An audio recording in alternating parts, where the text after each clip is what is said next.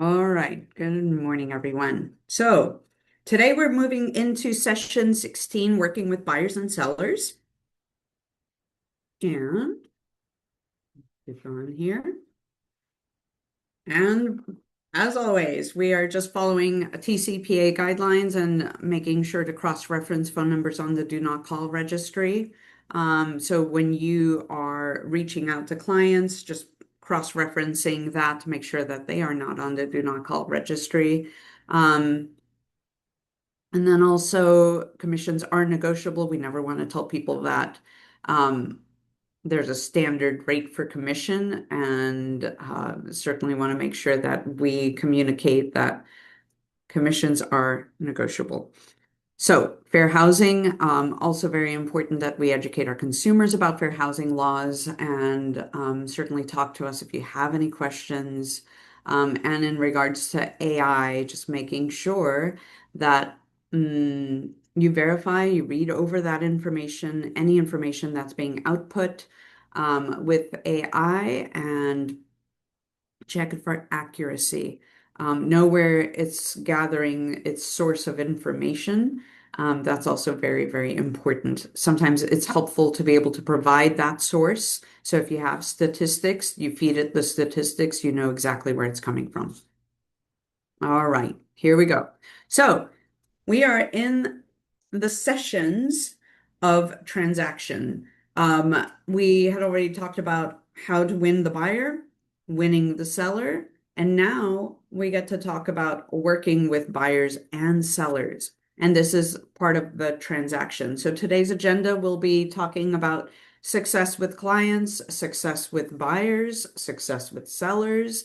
Like, how do we succeed with everyone involved in the transaction? This includes with other agents. How do we carry ourselves? How do we communicate with everyone? And so, yeah, we'll be definitely touching on that. So, virtually every top producing agent we have ever worked with has a deep and almost inherent sense of service.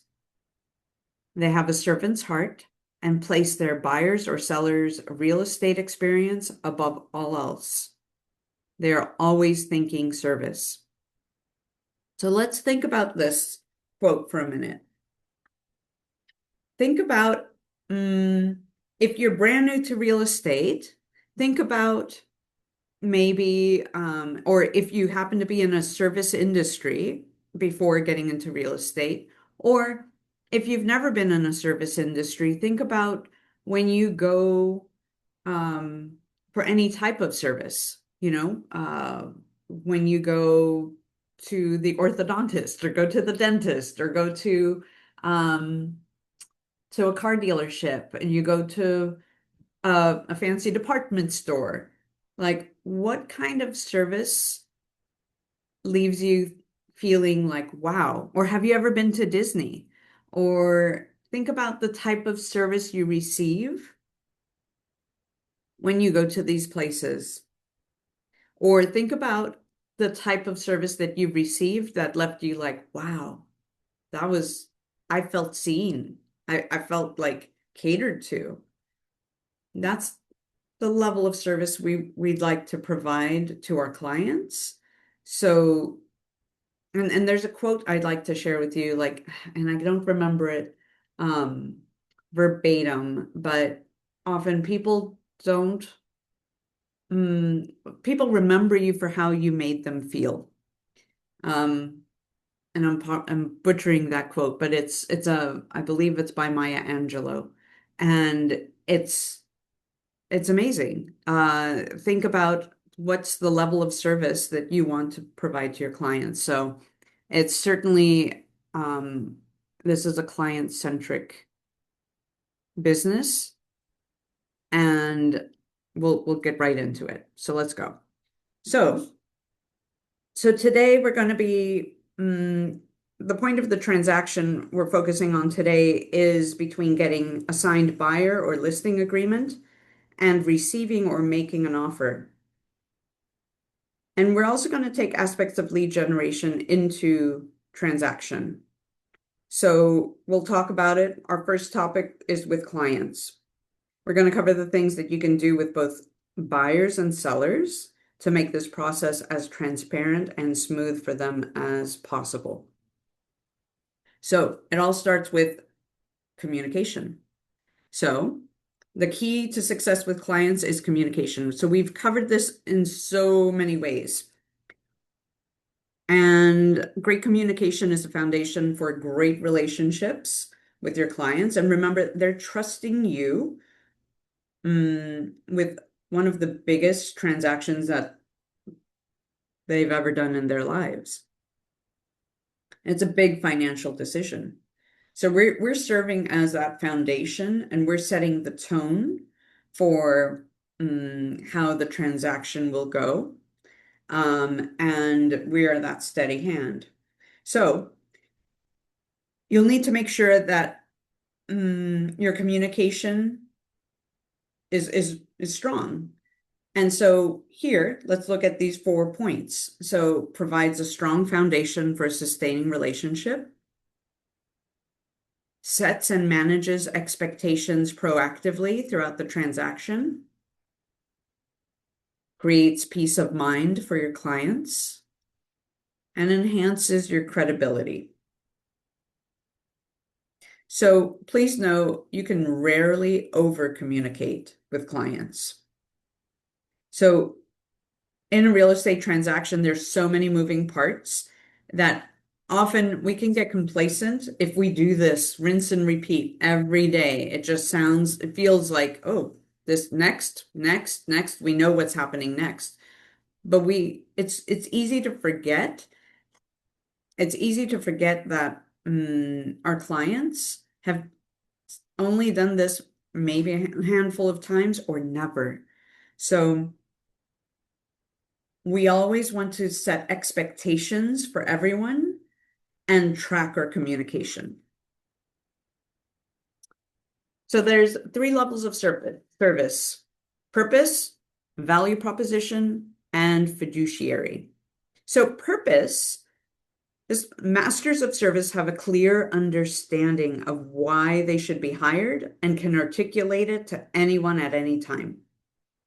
Great service begins with a clear purpose for why someone should work with you. I like to think of this as your elevator spiel. So you have 15 seconds on an elevator. Go. Why should someone work with you? Are you able to tell them, or are you tripping over your words? Think about it.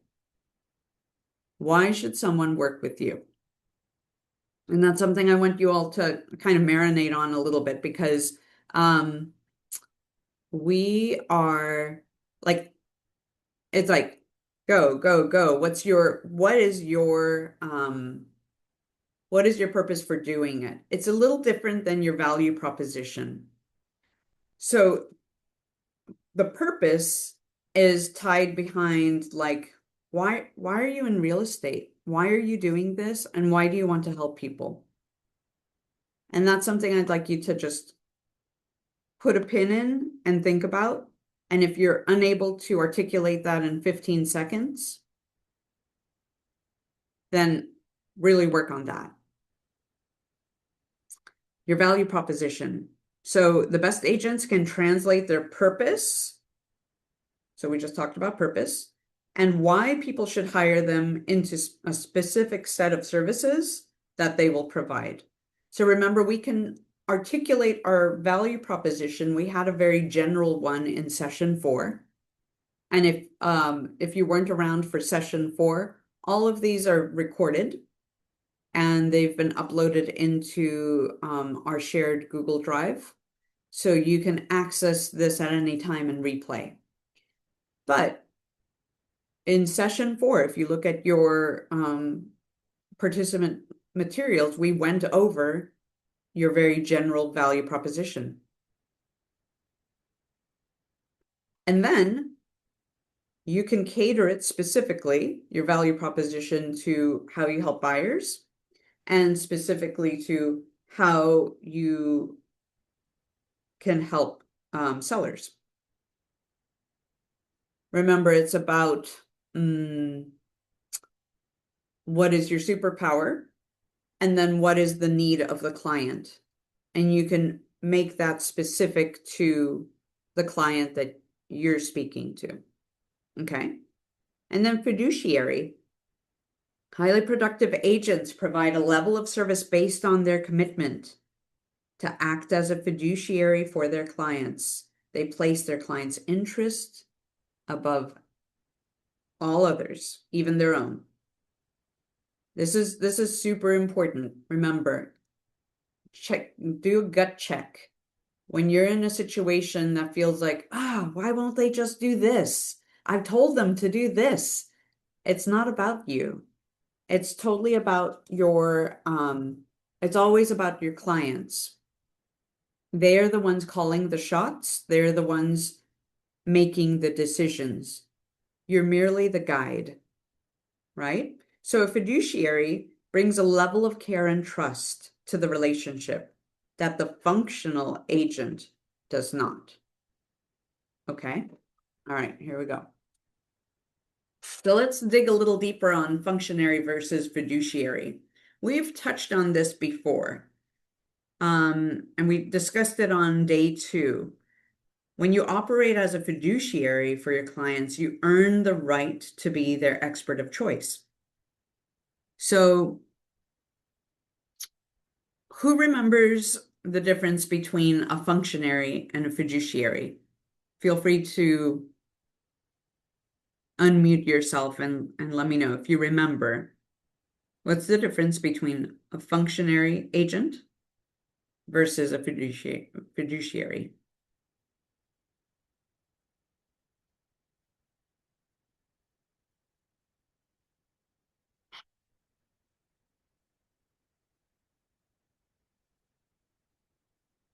So just to remind you, so a functionary, they basically are following specific tasks.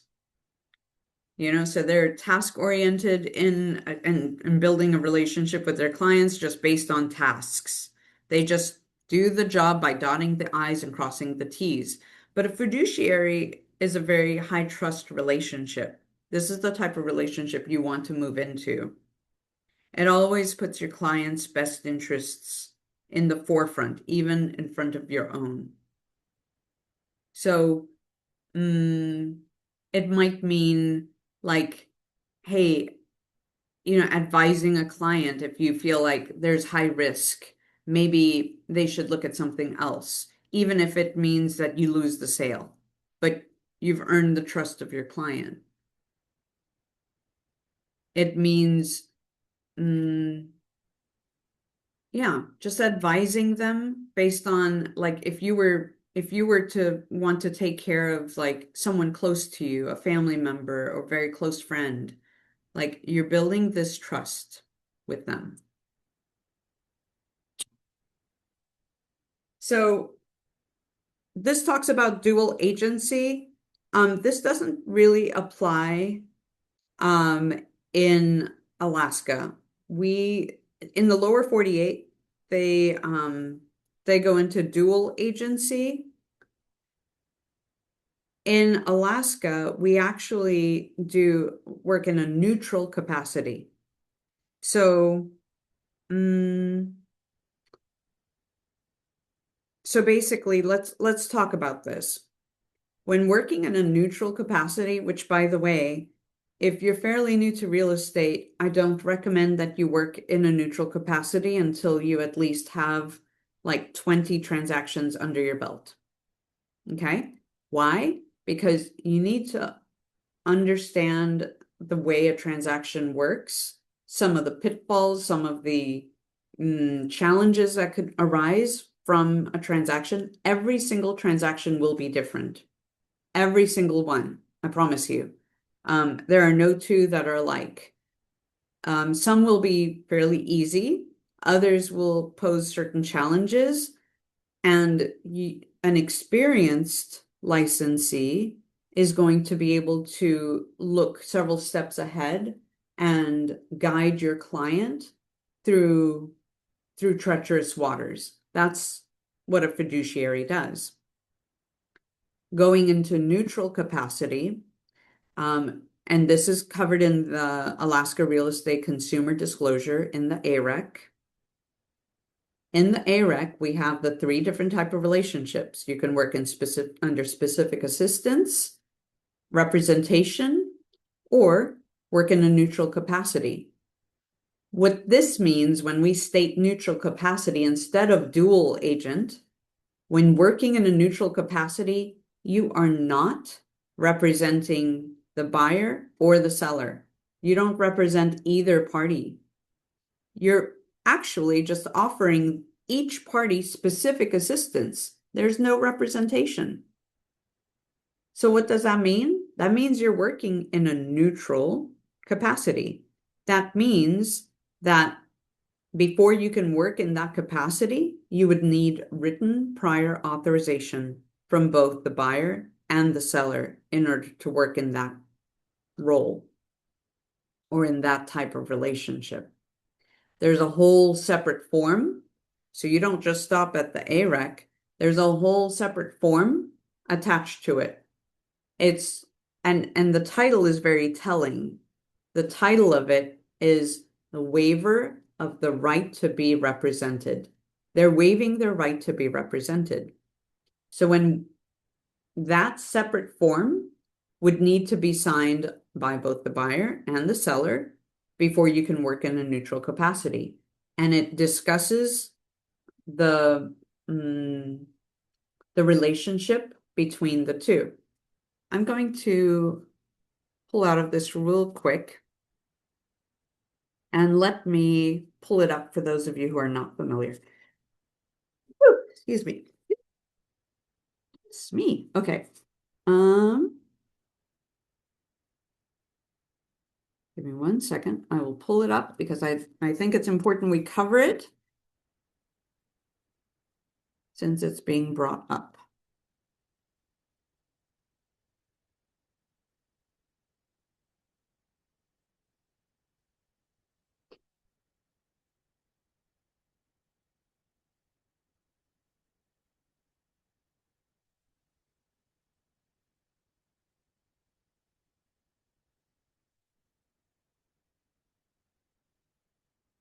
Okay. So we are in transaction desk, right? And I'm going to add some forms in here. I'm going to look under Alaska MLS. And we have the AREC. I'm going to check that. And we have the AREC disclosure waiver. All right.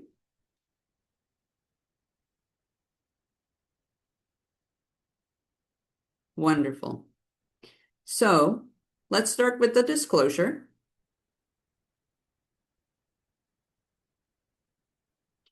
So this should look familiar to each of you. So this document is required by law. It is not a contract. And it states it up here. And it states Alaska statute that it's that basically we need to make sure to go over this, otherwise we could lose our license. So very, very important that people know what type of relationship we're moving forward in. And here, down here, let's cover neutral licensee. Specific assistance, we know that they're offering certain duties. Representation uses all of these duties plus additional ones. Plus, their information is confidential under representation. Under specific assistance, their information is not confidential. I'm only going to hyper focus on neutral licensee at this point, okay? Because I had done a video before covering the AREC and how to present it, and I skimmed over the neutral licensee. I gave a general description, but we're going to dive into it this time. So Alaska law allows for a licensee to assist, okay? It doesn't say represent. Assist the seller and the buyer in a real estate transaction. It's understood that a neutral licensee is not representing either party, and duties are limited. Duties owed to the consumer by a neutral licensee include all the duties owed providing specific assistance. So everything that's here, right? Duties A, B, C, D, and E owed by the licensee providing representation. So A through E, but not F, making a good faith and continuous effort. So under neutral licensee, we're not making a good faith and continuous effort. I'd like to think we are, and we're not representing either party. We're just offering information and allowing them to make their decisions and giving them general advice. In this real estate transaction or in this situation, buyers and sellers have these options. And we just tell them what the options are and they can move forward with that.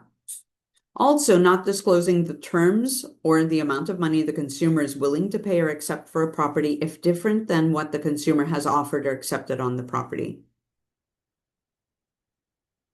So the consumer is willing to pay or accept, willing to pay for the buyer or willing to accept for the seller.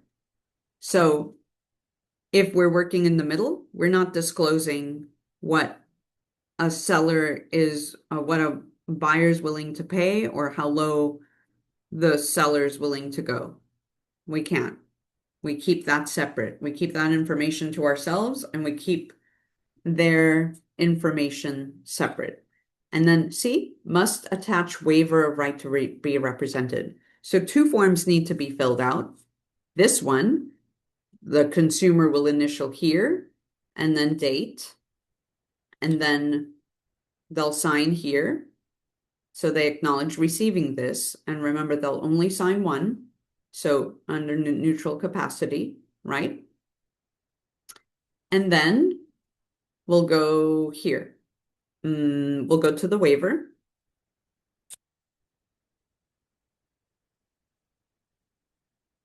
Okay, so with the waiver,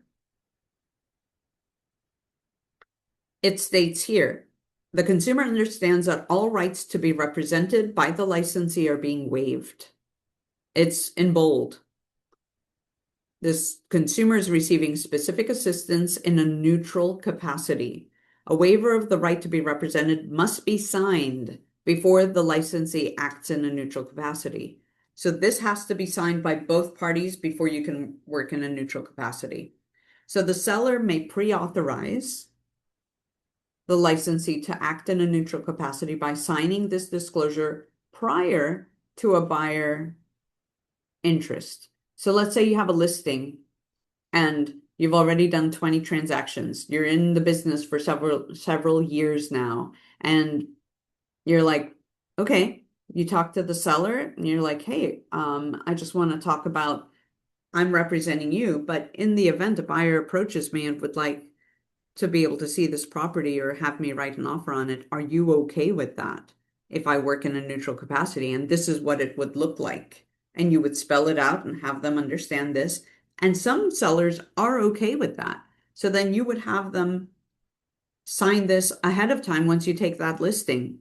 Other times, and this is my business practice, I may offer it and I say, you know what? And we're just getting to know each other. And I would like to just leave this on the table. Let's have a conversation about it. And if you feel comfortable, if the opportunity arises, we'll circle back. But here's the information for you to be able to read over it and understand it. Fair? Yeah. And usually they're good with that. So I'm putting a pin in it. I bring it up. I put a pin in it and I say, we'll readdress it if it comes up. Sometimes it does. Sometimes it doesn't. Sometimes they're like, nope, we just want you to represent us. Totally cool. Instances where you might not want to use this is if you have a first-time home buyer. I believe first-time home buyers need to have representation. That's my personal opinion. They need guidance.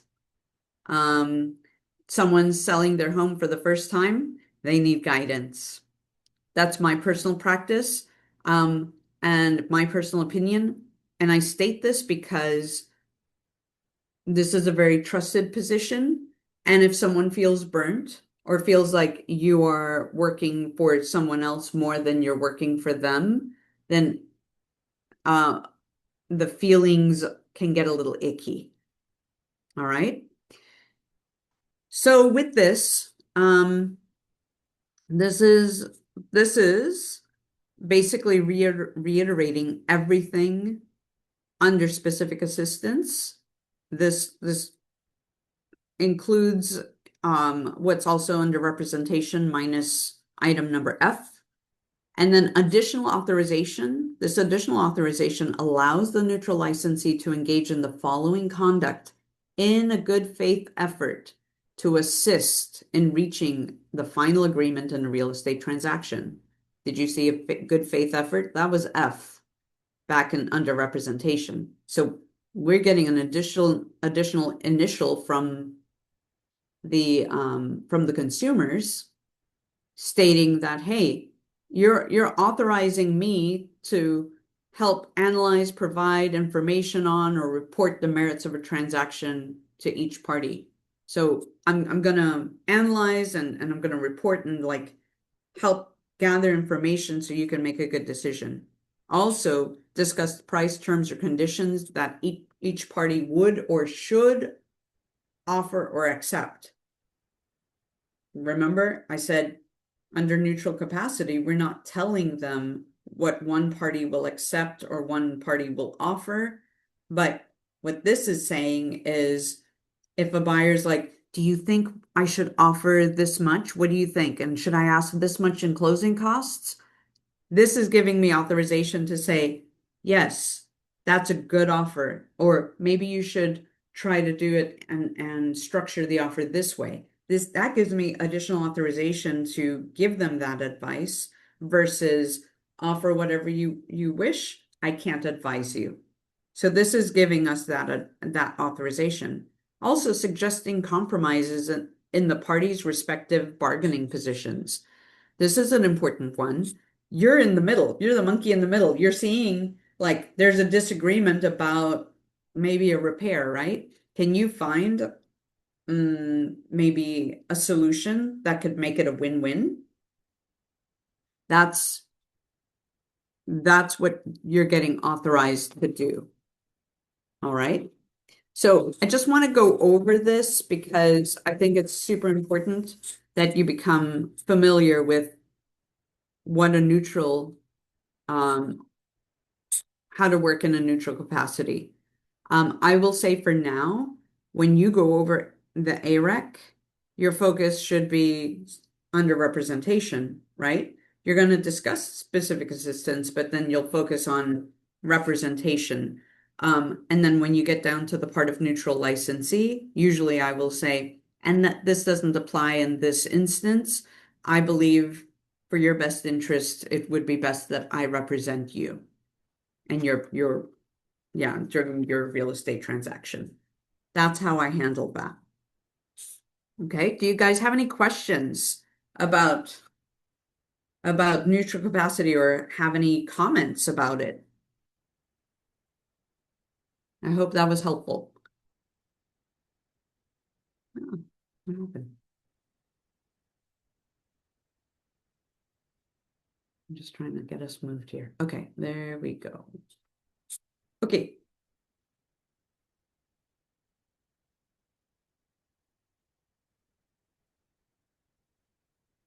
Okay. So we've talked about the three levels of service. We revisited the fiduciary relationship with your clients. And you can see those as the what of being a great agent. Now let's talk a little bit about the how to be a great agent. How you reach the three levels of service for your client is really about communication and education. How well do you communicate? And your job is to educate them along the way. So we're, like I mentioned before, we're immersed in dealing with real estate lingo, teaching, educating, guiding, It's our job. And for a lot of us, it's our passion.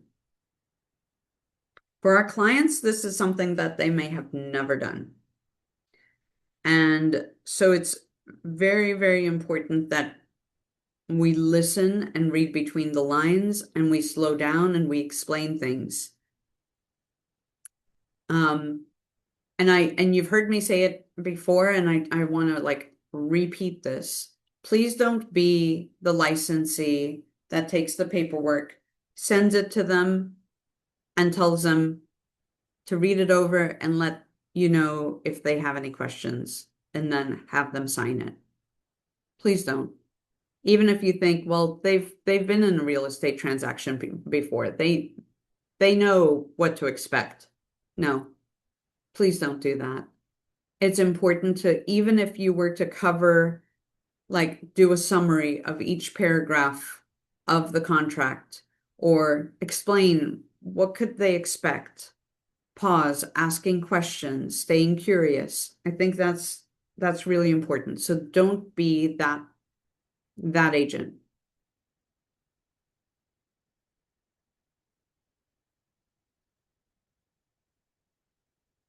Okay. Well, I was going to say on that one. Okay. So a key component of educating your clients is to review the entire process. So we had that opportunity when Melissa Hernandez came in on Friday during our Ignite enrichment, and she demonstrated how she went over the real estate transaction process with her clients.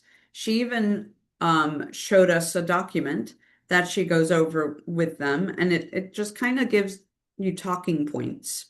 So if you have even a one pager that does this, or a timeline that looks similar to this, that would be helpful.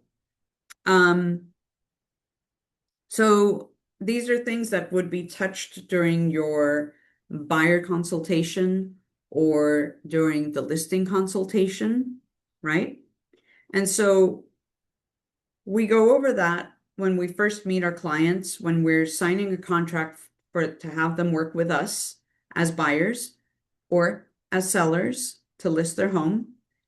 And you're going to review this transaction process when you're writing an offer or if you received an offer from for your listing.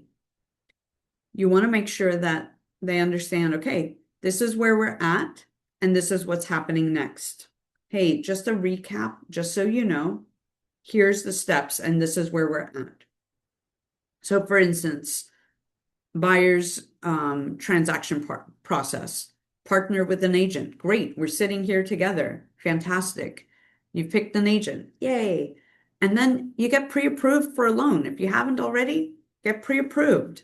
Next is set clear search criteria. That's the, and if I'm sitting with them right now, sitting with a buyer, then that's what we're going to do now. We're going to figure out what's important to you. We're going to look at your criteria for a home. And then I'll help you find a new home. We'll take a look at different properties until you identify the home that checks those boxes. Then we're going to make an offer. All right. And when we make an offer, and then again, like Melissa went over during her buyer's consultation, it's like you're giving them just a very general explanation. And this is what I'm doing. So we're going to make an offer. Then we get to negotiate terms. We get to do that. That's exciting. We get to see how we make this a win-win for both parties. Then once we have an agreement, we're under contract. And typically that will require earnest money, right? So earnest money is typically 1% of the purchase price. And are you comfortable with that? So when I'm going through this timeline, I'm also checking in with them of their ability. Okay. So under contract. And then once we're under contract, we'll coordinate inspections. You'll go ahead and schedule a home inspection. And then once you have your home inspection, we'll take a look at that home inspection and decide, what, maybe what repairs are important to you, and we'll negotiate those repairs with the seller. And we'll come to an agreement on repairs. Once we have an agreement on repairs, then we move on to the appraisal. And typically an appraisal, just a side note for you guys that are new, there's an out-of-pocket cost for an appraisal, typically about $1,000. And in the contract, we would negotiate who's paying upfront for it. Typically, I see that the buyer will advance funds for it. And we have verbiage in our Google Drive on how to write clauses, additional clauses into the contract. Okay. And then once the appraisal occurs, it'll take sometimes 10 days, 2 weeks for the appraisal to come back. The lender will review it. Your file will go into final underwriting. So sometimes I pause at the appraisal and also mention, hey, and if the appraisal comes in below value, this is an opportunity to renegotiate. That's a major milestone too. And if they're renting, this is the point where we also tell them, don't give notice until we get the appraisal back. And then the file goes into final underwriting. This is where your lender goes through with a fine-tooth comb and just make sure that everything, any requirements that they have been met. And then once we have the clear to close, then the lender will send documents to the title company and we can schedule closing. And closing and recording are two separate steps here in Alaska. So even though this timeline says closing, just remember we have a closing, which is closing would be signing the documents, and that could take about an hour of time. And then recording would happen the next day. And that's when it's official. That's when I get to call you, the client, and say, congratulations, you're officially a homeowner, right? So we're reviewing this process with our clients. We also want to set time expectations, like letting them know that time is of the essence. And ultimately, when you're starting the process with them and they want to be able to take a look at properties, being able to be on the same page and knowing like what is their motivation, their timeline, how quickly would they like to move? Does that make sense? So what I'm saying with that is if they want to see properties the same day, then it's very important that you all coordinate and communicate about that and making sure that you're mirroring and matching their motivation. If they're like, oh, we're not ready to buy for another 6 months, then I would truly question why you're looking at properties with urgency now. And I would ask, has anything changed? Or they're like, oh, we just want to see, and that's what open houses are for too. So just be mindful of your time and setting expectations. You also want to set up expectations as well, that when going to show homes, maybe they go do a drive-by of the neighborhood to make sure that it's a good fit for them. Sometimes this isn't possible. If they live in Anchorage and the housing market is going super fast, like houses are turning around super quick, then it might not work out. So they might not be able to see the neighborhood until they actually set up an appointment to see it. And so knowing the market and knowing how quickly it moves and how quickly you need to move or pivot or even communicating that to your client, if you see that things are moving fairly quickly, and then here's the flip side. If the market's moving fairly quickly and then they want to take a look at properties next week, let them know that that property might not be on the market next week. If things are truly moving that quickly. or if it's a hot property, it may be subject to, multiple offers, and educating them on that. You're setting expectations. Same for sellers. Like, letting them know how being on the market for the first week can feel chaotic. They have to keep their house clean. They may have multiple showings. They may be asked to leave their home. And how much notice do they need? So again, having these conversations about when do they need to be out of the house? How much notice do they need for showings? I think that's really important. So this is setting the expectations on time. So you also want to reiterate to them about being flexible for showings, because sometimes, and sometimes it's just not going to work out. Like, I know I've had clients who had small children, and they have a routine. They need a nap between 11 and 1. So I'm going to block the schedule from, you know, maybe 12 to 2. And then that's a window of time that's not available because they need time to be able to put their kid down for a nap, and that's their boundary. And I respect that. And so showings can happen around that. But also setting those expectations up front. Being able to ask your client, what do they expect? Like what's important to them? Going back to buyers, when you're going to go show homes, helping also helping them understand that in regards to time, once you're under contract, like time is of the essence with the contract. We have to respect these contract dates. Same with sellers. But again, when we talk about time expectations, we really want to make sure that we're communicating, reiterating expectations of the process. Any questions or comments?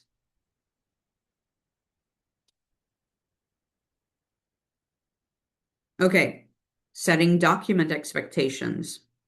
So it's important that you go over the contract before you even see a house with buyers or sellers.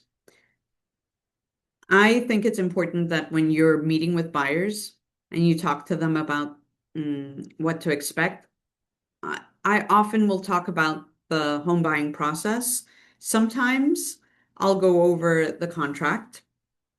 I think if you actually take the time to go over the contract with them and say, look, I just want to be able to educate you on the process, and you give them a general overview, I think you've done it. If you've done it well with your buyer consultation and talk to them about some of the things to look out for along the way, then you're really covering that.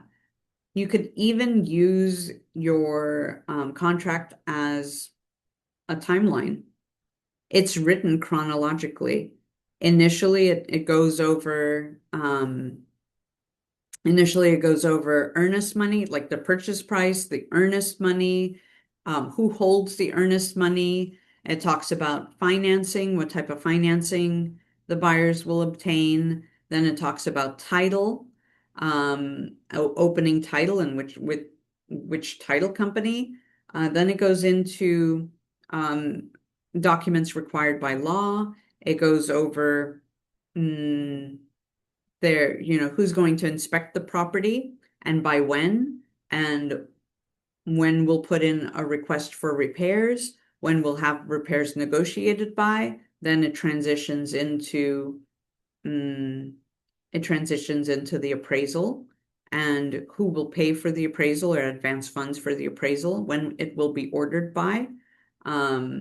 And then it goes into other verbiage where you can add additional verbiage if you need to beef it up for any reason. Even in the contract, it has like a page with who pays for what and what's negotiable and what's not. So I think just going with your gut, if you feel like you have someone who's very information hungry, then that's helpful to go over the contract with them. but it's especially helpful to slow down the process and go over the contract, especially if things are really fast moving. Um, if you've taken the time to go over the contract in detail with them, then when it comes time to be able to write a contract, you're giving them options a la carte. I hope that makes sense. When I say options a la carte, that's how I describe it to my clients. Like, hey, okay, we've talked about some of these. Some of these fees are negotiable. You can either do this or that. Which one would you like to do? Great. And then in regards to this, would you like to do this or that? Wonderful. Great. And then so they already understand the process because I've explained it and I've taken the time. Other documents, you'll be gathering any other documents that you need to go over with your clients. And I'm going to pause here because I would like to pull this up for you guys.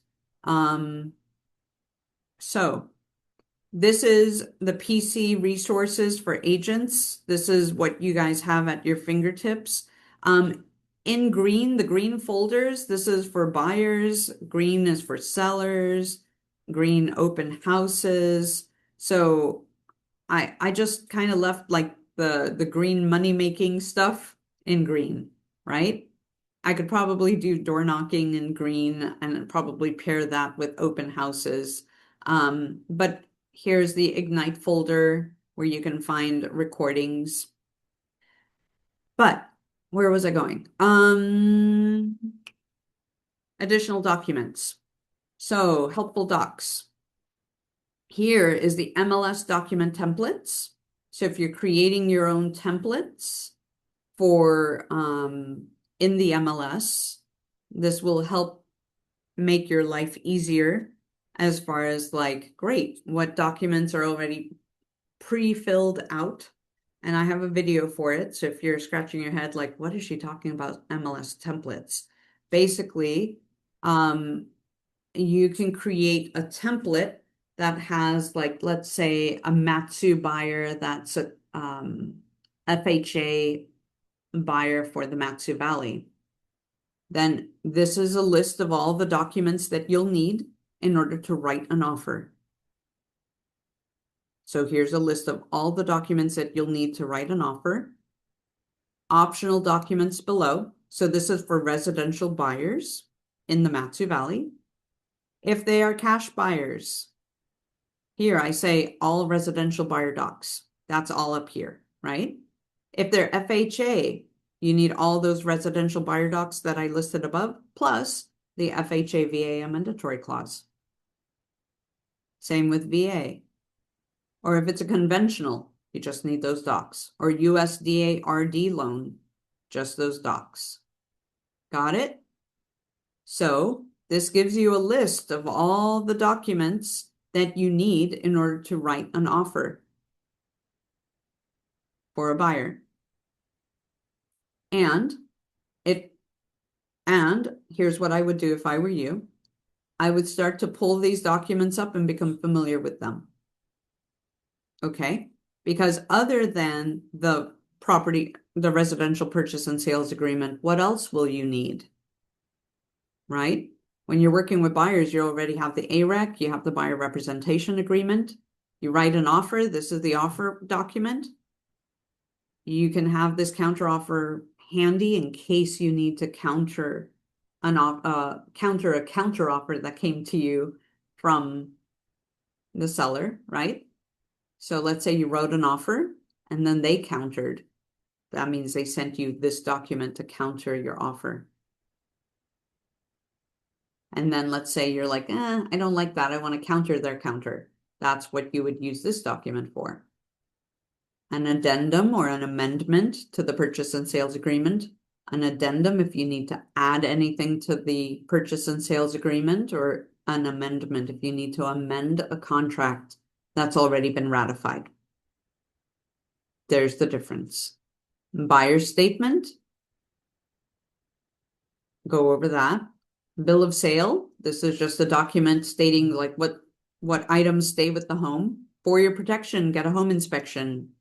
Everyone should read this. It talks about the difference between a home inspection and an appraisal. Title 17, borough regulations.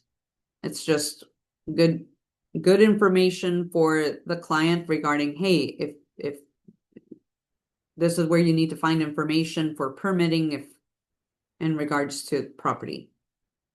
There's an actual document, sex offender and illegal drug manufacturing site document. It's already stated in the purchase and sales agreement, and it's a good idea to have it signed again. Remember, these are disclosures required by law. And so basically, going over that with them, making sure that they're doing their research during their due diligence period. If there is a homeowners association, then the resale certificate acknowledgement form, you only need this once you've received the resale certificate, but you just keep it handy. So you don't need to send it in with an offer. You're just keeping this in your file. So once you do receive the resale certificate and give it to the client, so that way they can review it, then this form is stating that they acknowledge receiving it.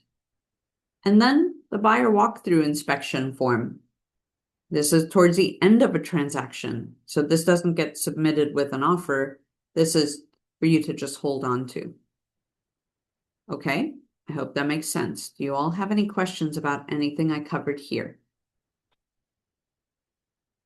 I'm going to go ahead and hop over to Flex because I want to make sure that for those of you who are new, that you're familiar with this. So you go to your menu, right? And you have lots of options here. From here, you can type in the word templates. Okay. So maybe, well, this is quick search. Let me go back. Let's go to transaction desk, actually. Okay, I hopped too quick. So you'll go to transaction desk and I'll back up so you can see what I just did. Back to your home page, go to your menu. You want to make sure to go into transaction desk. Okay. I happen to have favorite things here, so I can click on it quickly. You can set those up later, but you'll go to menu. You can type in transaction desk. I have a star next to it because that's some of my favorites. That's one of the ones I'm going to reach for. Click on transaction desk. It'll take you here. Okay. This area right here, this is where you're going to go down to templates. Okay. Transaction templates. I'm going to click on that. And I have a whole bunch of different types of templates. Templates for land buyers, if they're cash or if they're financed. Or if I'm listing land and specific if it's to the Matsu or if it's for Anchorage. General listing docs for the Matsu. New buyer docs. New buyer docs for the Matsu. But then here we go. Remember we talked about buyer, residential buyer. This one's all specific to Anchorage and also to the financing type. Okay. So if I were to click on residential buyer Anchorage, FHA, it has its name, the type, it's a residential sale. I give it its description. You have the ability to have checklists if you want to put checklists. But what's important here is, forms. Yes. Okay. So what's important here are the forms. Remember that list that I showed you over here? The residential buyer documents and all the documents that are included.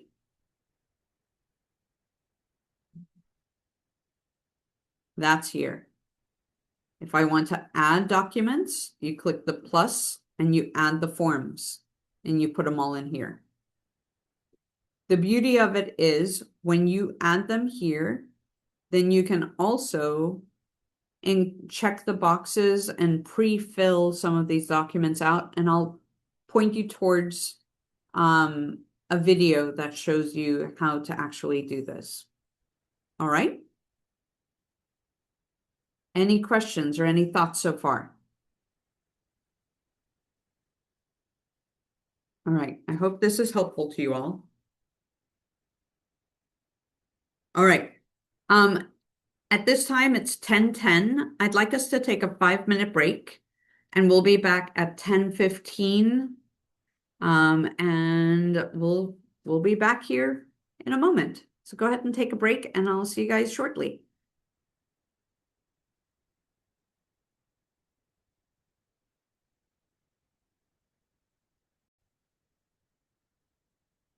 Okay, we're back. So we're going to set expectations. So continuing with the expectation conversation at each stage, when we reach each stage, we want to make sure to let our clients know this is where we're at and this is what's happening next. So super important. I think clients always want to know what the future pace is, and that they want to know what to expect or what's going to happen before it actually does. So here's an example. When talking to buyers who have just submitted their offer, you would tell them how long the seller has to get back to them, what the outcomes might be, and that's really important too. That the seller has 3 options. They can accept, they can counter, or they can reject the offer. And then what the basic steps would be in each of those 3 scenarios. So if they accept, great, congratulations. Then that means that we have to hit the ground running. You need to transfer earnest money and start to schedule home inspections.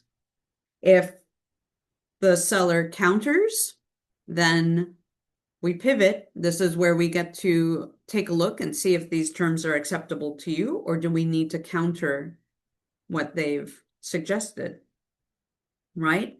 And then, or if they reject, well, let's find out why. Or we may have to just pick up and continue our home search. So setting those expectations, what can they expect? What are the outcomes? Even if it's not good news, we really want to make sure that they understand what to expect moving forward. Okay. And if at any time you guys have questions, please unmute yourself and just ask, because I'm sure if you have this burning question, someone else does as well. So I want to make sure you guys are feeling supported and know that this is my real estate lingo for 11 years. And if I'm just stating something that doesn't make sense to you, it's okay. It probably doesn't make sense to someone else either. And then that signals to me that I need to pause and slow down or explain it in a different way. Did you notice what I just did with you?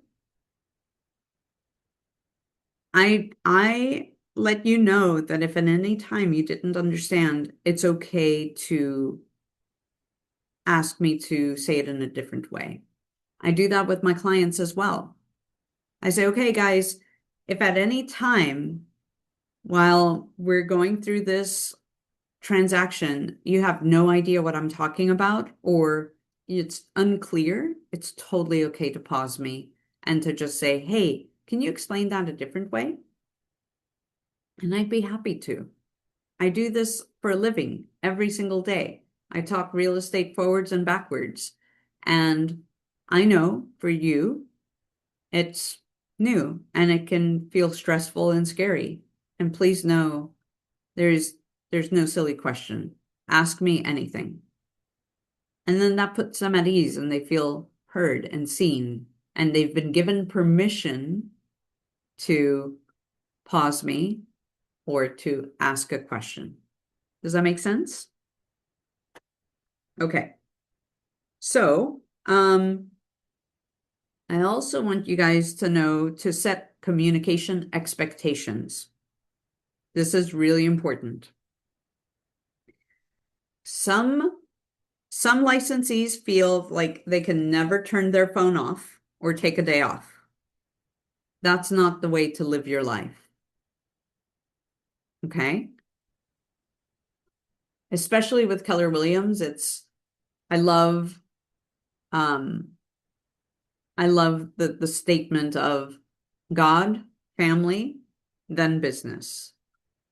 So there are people in this industry where their time of worship is Sundays, and that is untouchable. They won't answer phone calls, do any real estate activities. They won't work that day. Or it might be Saturdays or Sundays. It varies.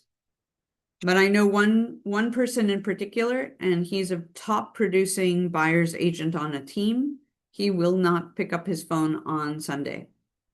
If he has buyers and he has set this expectation ahead of time, if he has buyers who must see a house that day, he'll make arrangements for someone else to show the home. And then that would be the expectation conversation that you have with your clients.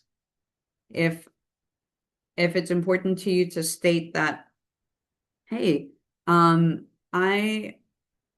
happy to be of service, and you can reach me anytime from like 8 a.m. till 6 p.m. or 7 p.m., whatever your hours are. It could be 9 to 6, it could be 9 to 5, whatever your hours are. You are teaching them how to communicate with you. Hey, if you reach out to me, you should shoot me a text. My availability is from 9 a.m. until 6 p.m. Anything beyond that, if I don't answer, just leave me a voicemail message, shoot me a text or an email, and I'll be sure to get back to you the next business day. You're setting the expectation.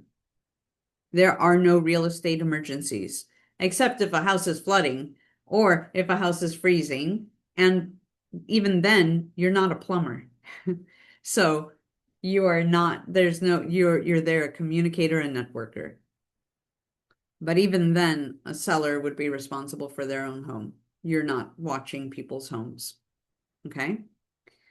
So, if you need to turn your phone off at a certain time each evening, honor that.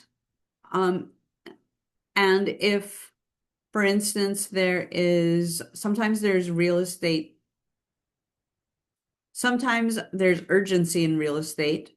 Let's say, well, offers need to be submitted by a certain time the next day, and the buyers only have a window late evening because they've worked a long day. Well, then I will accommodate buyers or sellers, or I'll accommodate my clients based on their schedule. So by appointment only. So very, very important. Why? I want to help prevent you from having burnout. Or also protecting the relationships with those that you love. Because it's easy to get sucked into real estate and to always be on your device. And when are you spending time with your loved ones? It's okay to put your phone in the kitchen drawer and just go be fully present with your family. Okay? You can let them know that you check messages first thing in the morning and you'll attend to anything then. Excuse me. And this also goes both ways. So be sure to find out from how your client prefers to be communicated with. Here are some questions to think about. And maybe you might want to write these down. How are you going to communicate with your clients? Or how are you going to ask them how they wish to be communicated with? Ready? Here we go. The first one. Do they prefer texting or phone calls? Or do they hate texting and prefer phone calls? Or Do they prefer that you text and then phone call only if it's urgent?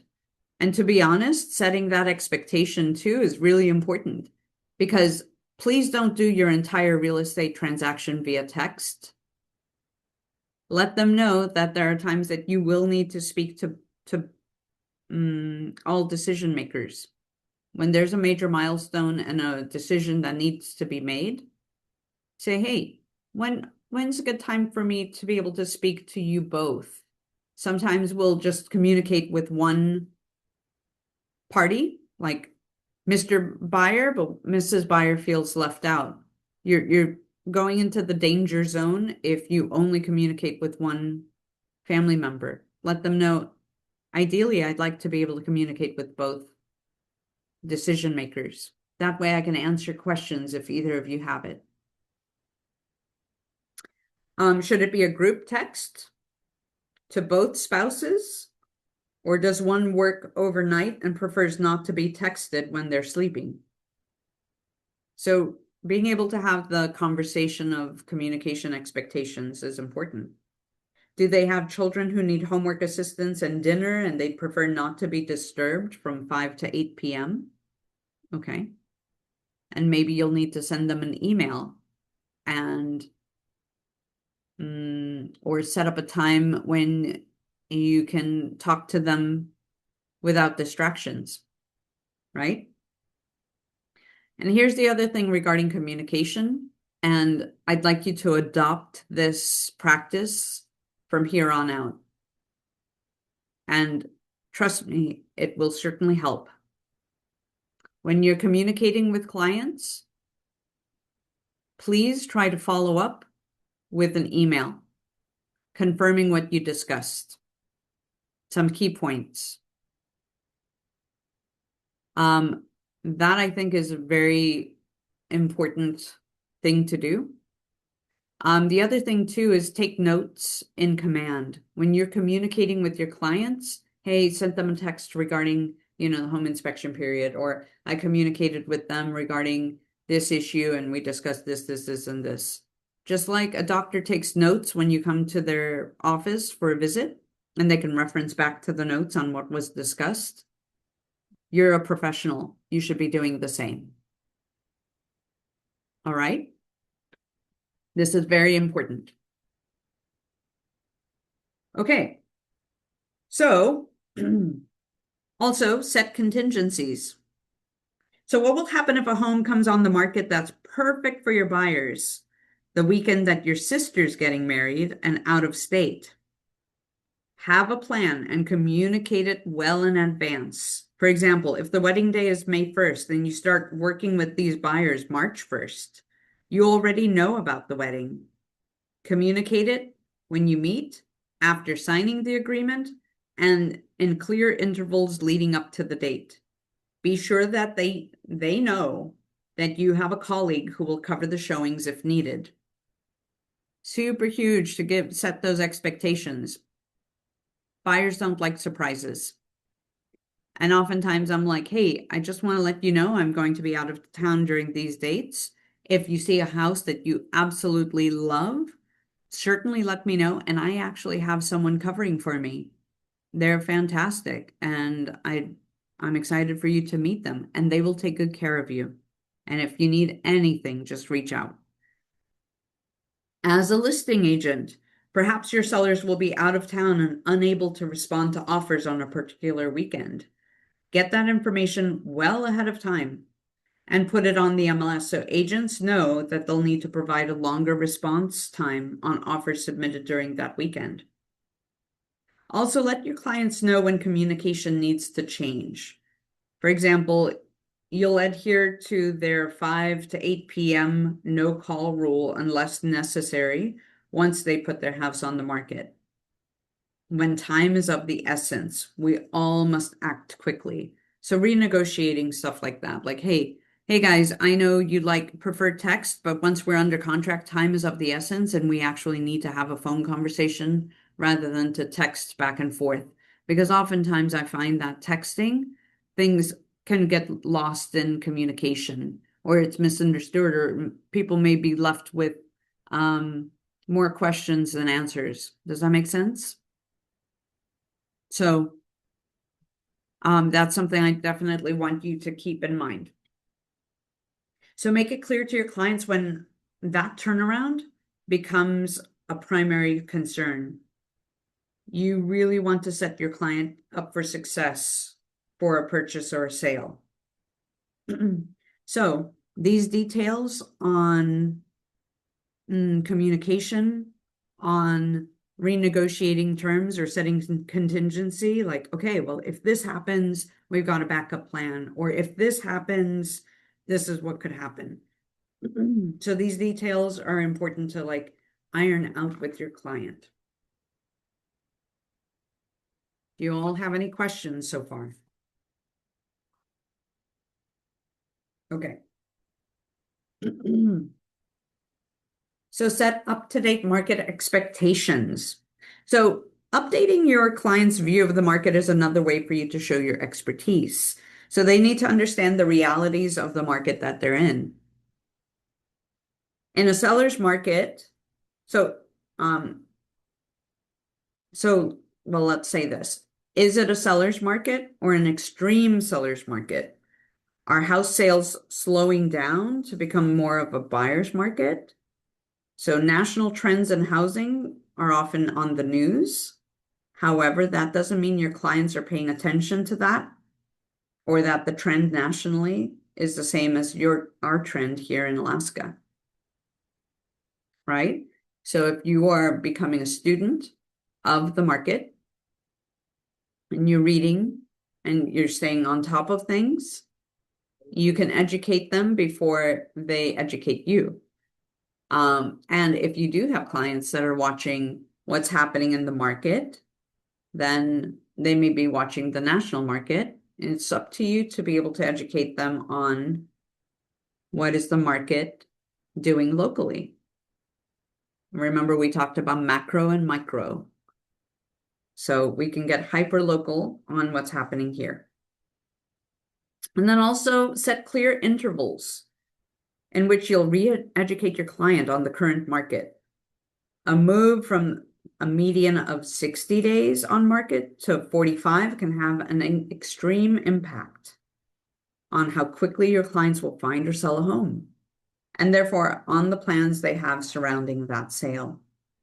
So you need to be sure to be the translator of the market and what that means to them. In an extreme seller's market where houses are going for an average of 10% over asking, should you be looking at the top of their price point?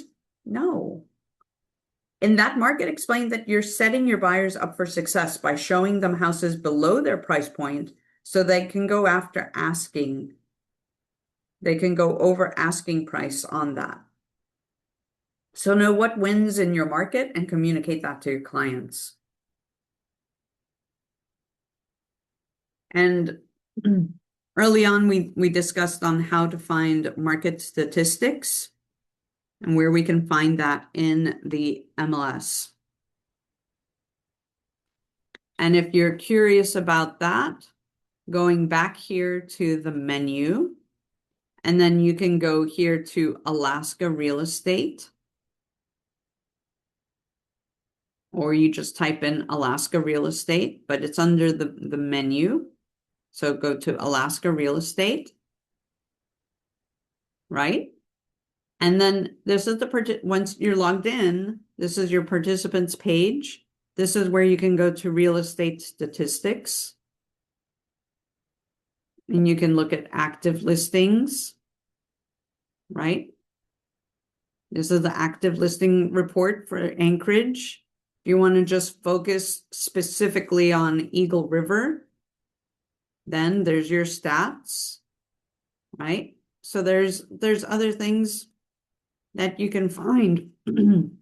Average price report, sales volume, units sold, supply demand report, or sold market analysis, supplier demand.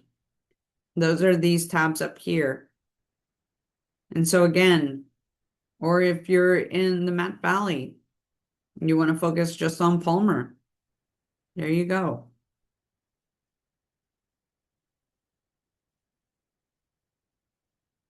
And then here it talks about residential sales for the past 6 months. Okay, so I hope this helps.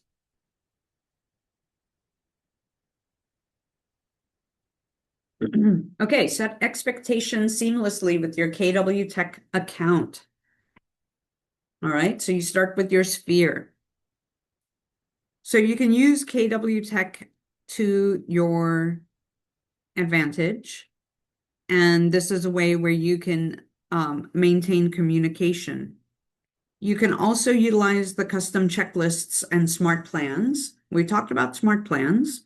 And you can also use custom checklists in opportunities. You could do market updates, can be part of your checklist or smart plan. And then you can use your KW app and use your buyer and seller guides. Make sure those are up to date with market statistics or market conditions. Maybe in parts of the country where there's natural disasters have made home insurance more expensive. Maybe you move checking for insurance quotes up on your buyer's timeline from posting inspection to during the inspection. There are places here in Alaska where homes are located in a flood zone. Maybe as part of your fiduciary duty, you know this property is close to or at a flood zone, maybe during the buyer's due diligence, you're advising them to shop for insurance. And if your market is slowing down, maybe you put more time early in your seller timeline for home staging, or be sure the house will show well in the first few days of the market. And then also, two items that should be in your checklist in command should be to ask for reviews and referrals. And we're going to talk about when I'm referencing this checklist in command, we will be covering that in the session contract to close. Okay.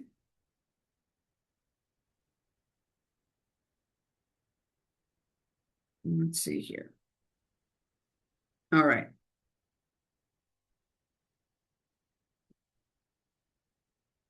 Okay, so refer to your participant guide.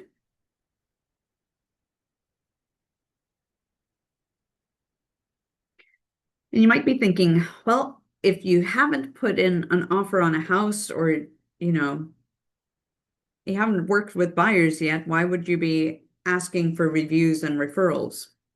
Because you're already providing value. This is the first step to gaining referrals and reviews. From the beginning, you're telling your client, throughout the process, I'm going to give you amazing service and earn your trust so that you'll want every member of your family to work with me. Right? So offer that amazing service and watch what happens. I was talking to someone in our PC coaching program yesterday, and she's like, yeah, one of her relatives was referring clients or referring friends and family to another realtor, even though she's related. She's a realtor and related to this person. And here's the beautiful thing. The beautiful thing, and this is what I heard, is that this family member then was coming to her for communication because communication was lacking with the other licensee. Okay? I want you to hear me very carefully when I say this. Communication was lacking. So what did the client do? They went to go look for the information. They got the information from this family member who offered it and said, and I don't represent you. So, but in general, here's information that I can offer. Not giving advice, you're not representing, but in general, here's information. This person was left with an impression of, wow, how knowledgeable, and they felt a bit more confident. And guess what? And now they're referring their friends, any of their friends, over to their family member. I think, wow, look at that. And you're coming from contribution, and then it comes back to you tenfold. So, so don't be afraid to say throughout the process, I'm going to give you amazing service and earn your trust so that you'll want every member of your family to work with me. 68% of sellers who used an agent found their agent through a referral by a friend or family member. There are 3 simple steps to gaining referrals. The first one is to provide value. Provide stellar service. Provide education, advice, and care. Just what we're talking about here, right? Number 2, ask for help. Let people know that your business is based on referrals. Your conversations book has some great easy ways to ask for this help. It can be as simple as, I rely on referrals. So if you know anyone that's looking to buy or sell, I'd be so grateful if you could just let me know. I love that. Hey, can you help me? I rely on referrals. And if you know anyone that's looking to buy or sell, I would be so grateful if you could let me know. Like, let that sink in. People don't know what you need unless you ask for it. Number 3, reward. Reward the behavior of referral. Don't wait for closing. As soon as a client or other member of your sphere of influence or your SOI tells you that they gave out your information, mentions you on social media, or someone calls based on their recommendation, thank them and reward the person who referred them. Send them a card with a gift card for coffee. Take them out for coffee, or better yet, send a small gift to their office, where not only they will feel appreciated and others might ask about it. That's bonus points. If you show up to their work with a gift, holy moly, look at that. Wonderful. Finally, ask for reviews throughout the transaction. Don't just wait till you're closing. Ask for it several times. I know someone else who's been working on building his reviews, his Google reviews, and has a goal of asking a certain amount of people every week. But it's something we notice that people don't necessarily do it the first time you ask them. So would it be helpful to ask them for a review throughout the transaction? So has anyone here had work done on their house recently and needed like a contractor? Or maybe moved and needed to find daycare? Or a new hairstylist or a mechanic? How about you want to go out for dinner? You want to go to a new restaurant? Where did you start your search?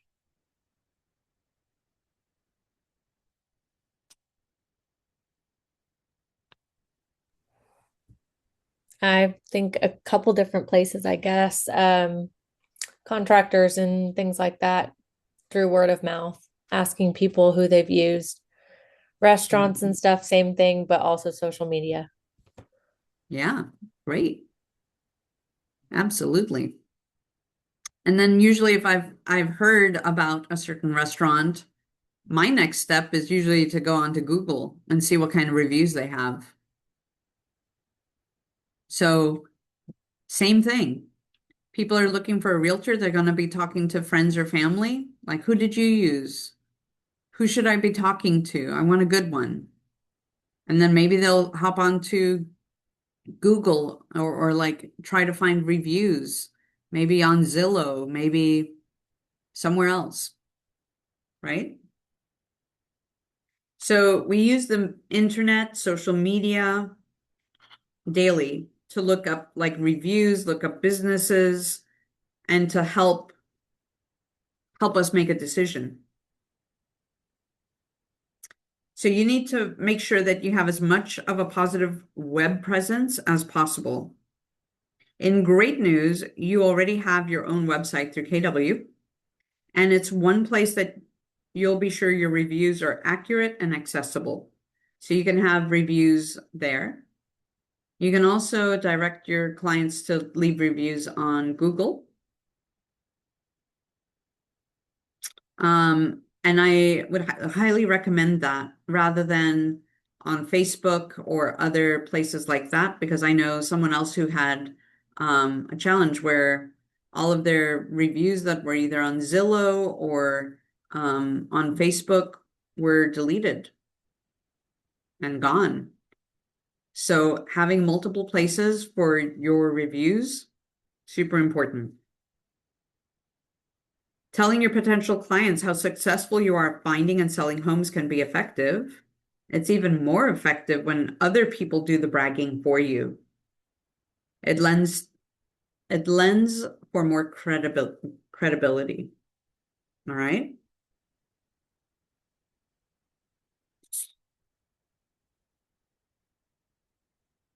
Here's a request that you can put in for a review. Excuse me.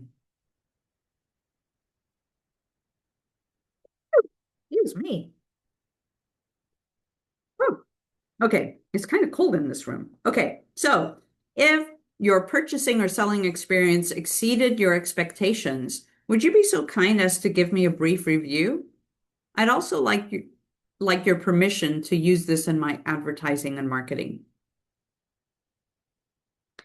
Super simple. You can text this. Super simple, right?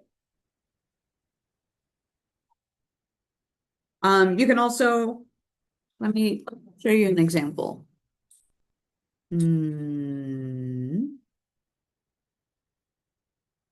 Gonna show you an example of what I send out.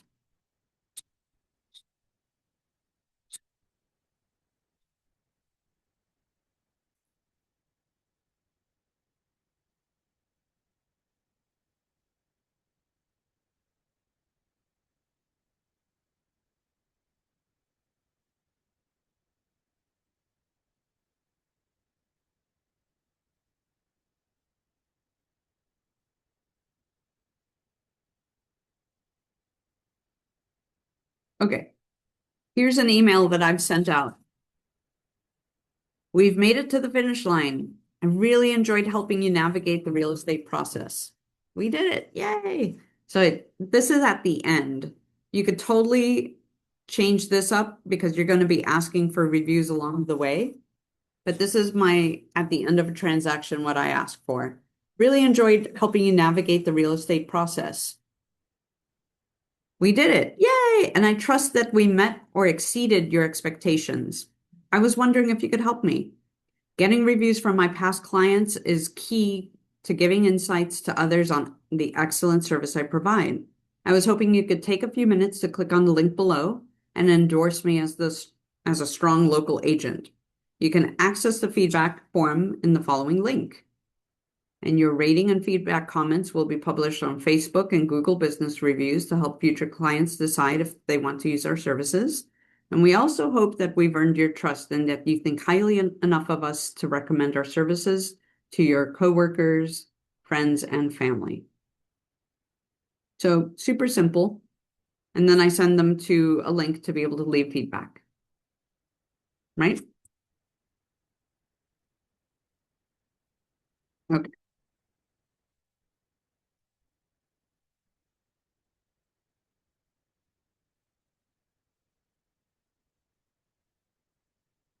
So seller-oriented reviews gain attention when they address things like the client, the client's home sold quickly. They got their asking price or above asking price. They were impressed by the service. What are some other seller-oriented statements that would be persuasive in a client testimonial? Because remember when we went over the listing presentation, how I included reviews from clients who had had a wonderful experience when listing with me. And they stated certain things that met or exceeded their expectations. So other than getting the home sold quickly or got their asking price or above asking price, or they were impressed by the service, what other items, what other topics or statements would be persuasive in a client testimonial?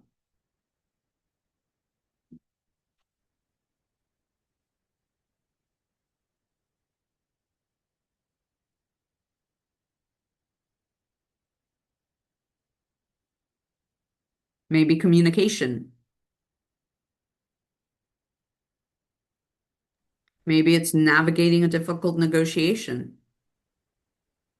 Maybe it's staying calm and steady throughout the transaction. On the other end, buyer reviews. Buyer-oriented reviews persuade when they say things like, the buyer found their perfect home quickly. The agent negotiated a great price. The transaction went smoothly, and they were impressed by the service. Any thoughts or comments?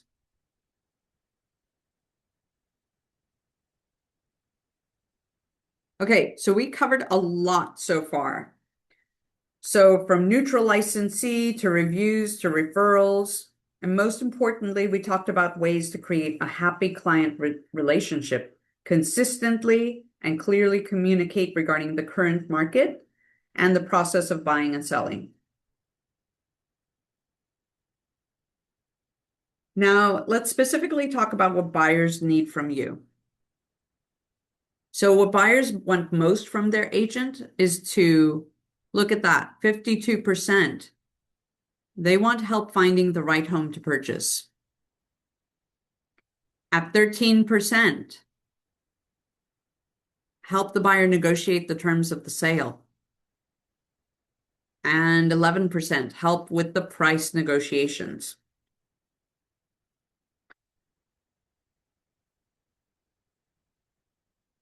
So the first step to stellar buyer service is being aware of their needs.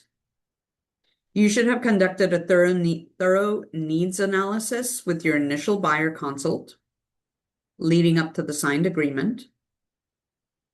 And if you didn't, that's your first step. Once they agree to work with you, you really want to just dive in. And remember, we said it's important that, it may sound like I'm asking 500 questions, but that will help us narrow it down to be able to look at 5 houses versus asking 5 questions and looking at 500 houses, right? So super, super important to be able to dial in what's important to your buyer. And so why do you think we need to revisit the needs analysis with our buyers?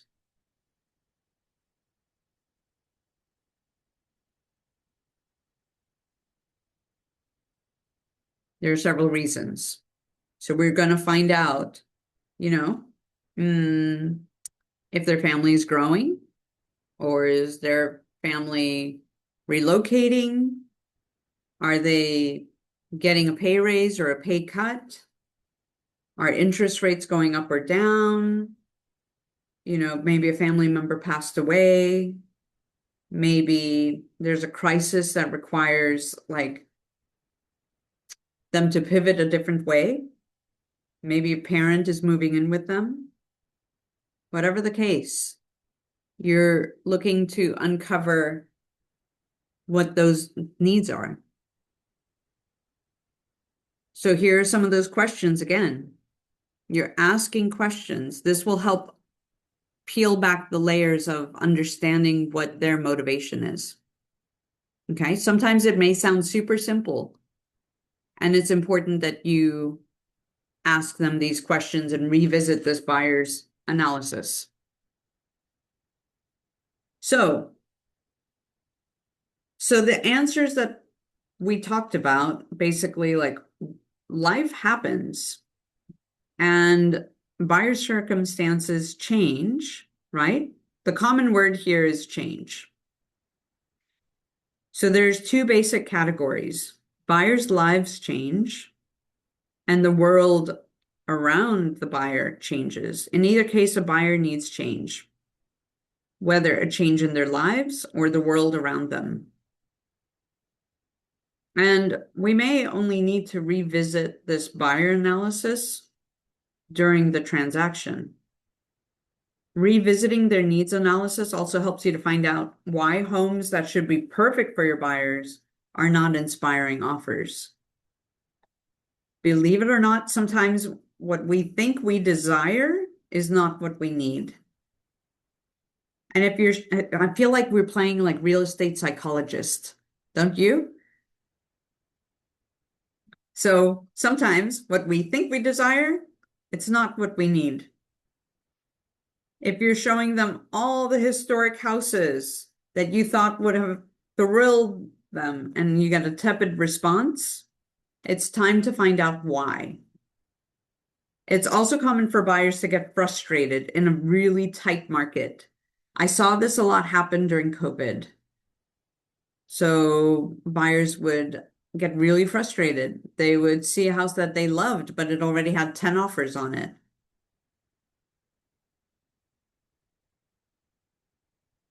And then they start to look at homes outside of their search criteria. They feel like they have to settle. Or maybe you have empty nesters looking to downsize who's all of a sudden start looking closer to their current square footage. And if so, it's time to find out why.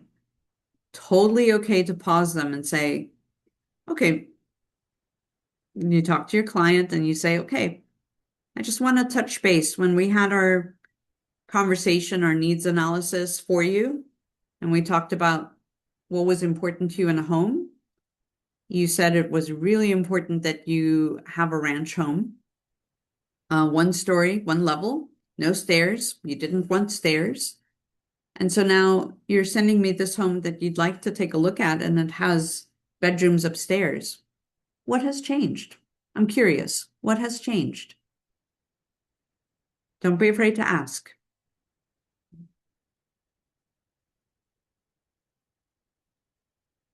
Because when you do that,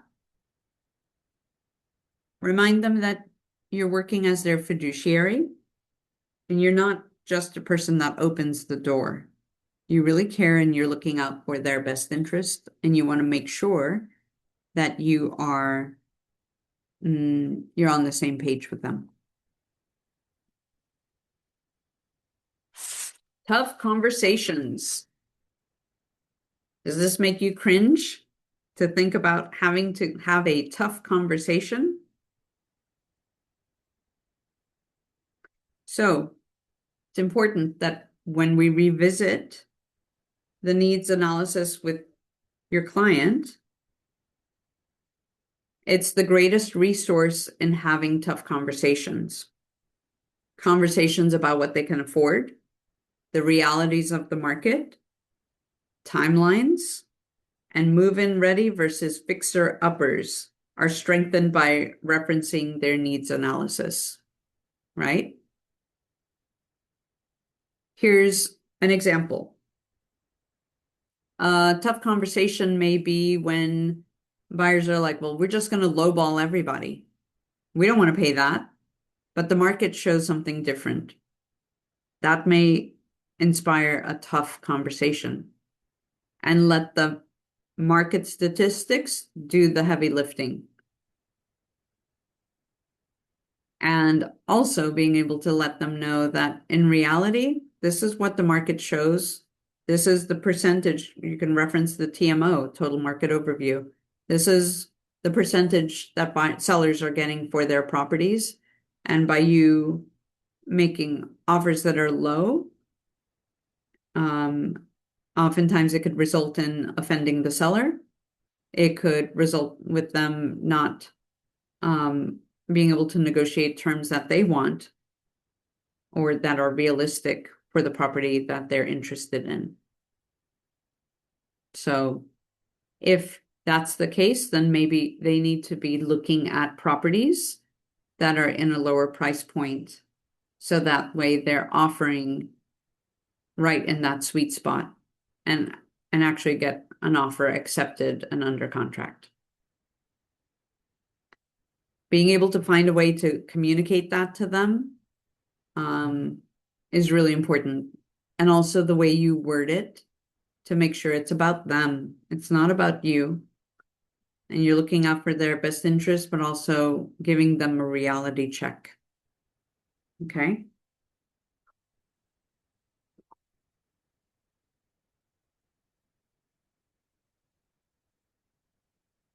Mm. So there's also other conversations that you could be having with your clients, fiduciary conversations. And we've touched on this a bit when we were talking about working with buyers. There are some other conversations where we can advise them to be cautious along the way. Here are some of them, specifically for buyers, telling them don't buy things. Once you're pre-qualified, don't go buy things. Keep in contact with your lender to keep your pre-qualification up to date. Don't quit your job. Don't get married. I like wait to get married. Isn't that funny? That probably changes things as well. So don't get married. That's a first. I hadn't heard that. Pay all your bills on time. Don't change debt to income ratio. And what should they do if they find a house outside the MLS? That's an important conversation. What happens if they are looking on Zillow and find a for sale by owner? Have that conversation as well. Hey, you're going to be looking at homes and you may see some on Zillow. Maybe you'll see a for sale by owner. Wonderful. If you do, call me. I am able to work with for sale by owner and represent you along the way. So just communicate with me and I will contact the seller. Agreed? And then that's it. Okay. It's also helpful if this seems like a lot, it's helpful to create a checklist of like things that you want to talk about, like certain key points. I think it's really important. That way you have talking points on communication. So we've talked about how we can use the needs analysis to help our buyers stay on track and discuss some conversations we need to have with them. And let's talk specifically about showing homes. Showing homes is a process just like everything else. Okay. First, you need to find the home that fits your client's needs analysis. You'll find the MLS can help you do this. So, for instance, maybe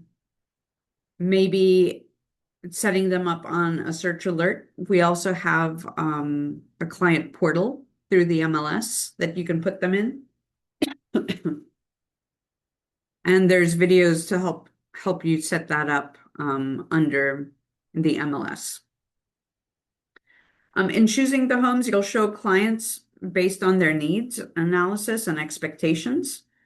And as we mentioned, in an extreme seller's market, we're not going to show homes at the clients at the top of their range because if homes are moving fairly quickly, then that may price them out of the competition. Let's see. What else was I going to mention? Also, I think it's important to know what your client's buying ability is.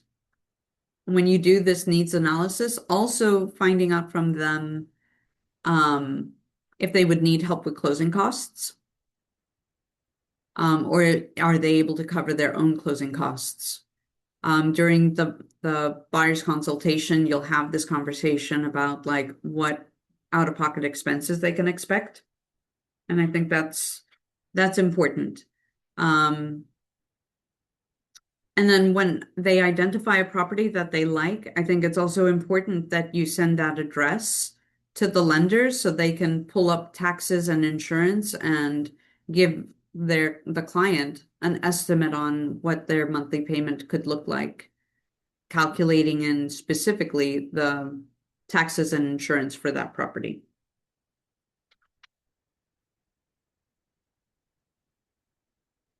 Okay, so best practices for showing homes. So show only the best properties for your buyer, ones that you've screened in advance if possible, and meet their criteria. That might not always be the case. Sometimes pictures will not do a property justice, and or the flip side, it looks like someone put lipstick on a pig.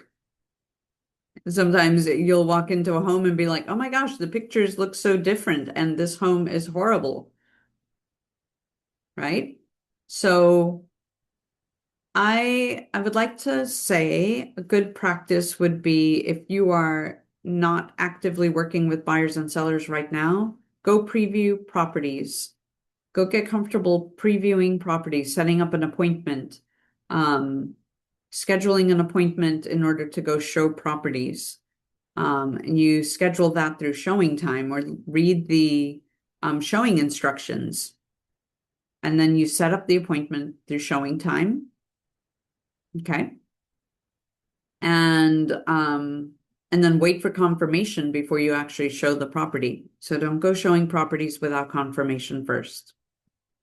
Have the MLS listing with pricing information and key details and included disclosures. Very helpful to have those MLS printouts with you or electronic versions. I tend to like to have something in my hand. Okay. And number 3, mark properties on a map and answer location questions. It's easy to kind of put a pin in each of these properties, especially if you're plugging it into your phone. But just if you're familiar with the location, great. You're able to answer location questions. You're not answering neighborhood questions unless you live in the neighborhood. So you can answer just in general, and also be knowledgeable about the property and neighborhoods. So if you happen to know about, a community park in the area, or you happen to know whatever, that they're doing improvements, as far as this, that, and the other. But I would just be cautious about answering about, oh, the safety of the neighborhood, or would you live in this neighborhood, or how do you like this neighborhood? I think it's a personal preference. Include recent comparable sales to answer pricing questions. So do your research ahead of time before you actually go show properties. Make sure you're like, okay, well, what's sold that's comparable to this? Do I feel that it's priced reasonable? Point out potential issues or concerns with each house. Okay. So once you're ready to show homes to buyers, always read the listing agent remarks. Super important, guys. So you really, really want to make sure that you're scheduling according to the listing agent's instructions, calling the listing agent to schedule an appointment when the instructions clearly say they would like you to use a scheduling service is not a good idea. It's not going to endear you to them. So make sure you're reading those instructions. If you're wondering, where do we find these instructions? We go to the MLS. Let's type in, I'll use this as an example. I use my own listing. You go here, you go into confidential remarks. Are there any special instructions? Buyer and buyer's licensee to verify all information herein. That's it. Sometimes you'll see buyer to remove, please remove shoes upon entry, or hey, there's an alarm and here is the code, whatever. It might say that. But here are showing instructions. To show appointment only, it's telling me that there's a lockbox, and it's telling me to use showing time. Okay? So use showing time. If you have other questions regarding the property, then sometimes you'll see a couple of names of of realtors, look at who's the contact name and their phone number and reach out to that person. Because you might have a couple of realtors here, but one might be the primary contact. So to show, if you're using showing time, then you would come up here to showing time. You'd click on that.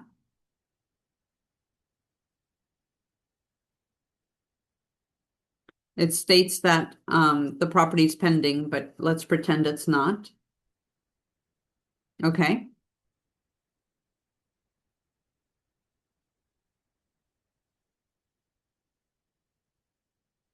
And then you could schedule a single showing. And then you're looking at the schedule and you schedule it accordingly. Make sense? Okay. I'm just showing you these little tips and tricks because if you're not familiar, you're brand new, that's how you do it. Okay? And then you need to wait to get confirmation of the appointment before you actually go show the property. And typically I'll schedule it for between a half-hour appointment to an hour.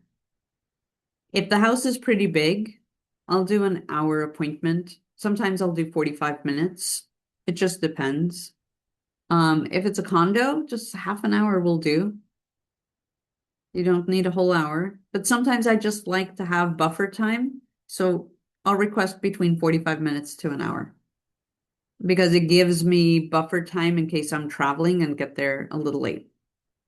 But I want to honor the appointment and make sure that I leave on time. Don't overstay your welcome. Okay. So also looking at showing instructions, if they say, 24 hours is required, then respect that. Okay. Um, like also, for instance, trying to schedule for tomorrow when the listing instructions or the showing instructions say the first showing is for 2 days. It's also same, like, are you missing details that you could have gotten by reading the MLS description? And like I mentioned, if you certainly have questions about the property, reach out to the listing licensee. Just make sure that you read all of the attachments first. So if you have questions about covenants and restrictions, or you have questions about the, utilities or questions about the property, then you certainly want to make sure that you are looking at the documents. For instance, documents. Maybe you want to know, like, is the septic, rated for a 4 to 5 bedroom home? It'll tell you in here, you know? Or maybe you want to know, are there covenants and restrictions regarding a particular property? If they're not listed, then you can ask for it or whatever. And just do your research. You can start to pull up documents and take a look to see what's available and get to know it and try to get those answers from the documents prior to calling the other agent. Because otherwise they're going to be like, man, they didn't even like look at the MLS. They didn't like read any of the documents and they're asking me questions that are already online. Okay.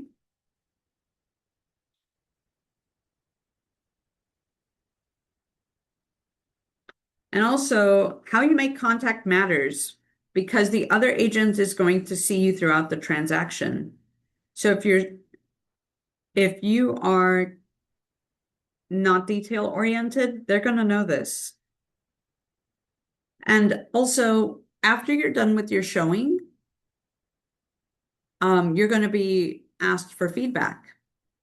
Usually through like showing time, you'll get a request for feedback. Please leave feedback, honest and good feedback. Like, great.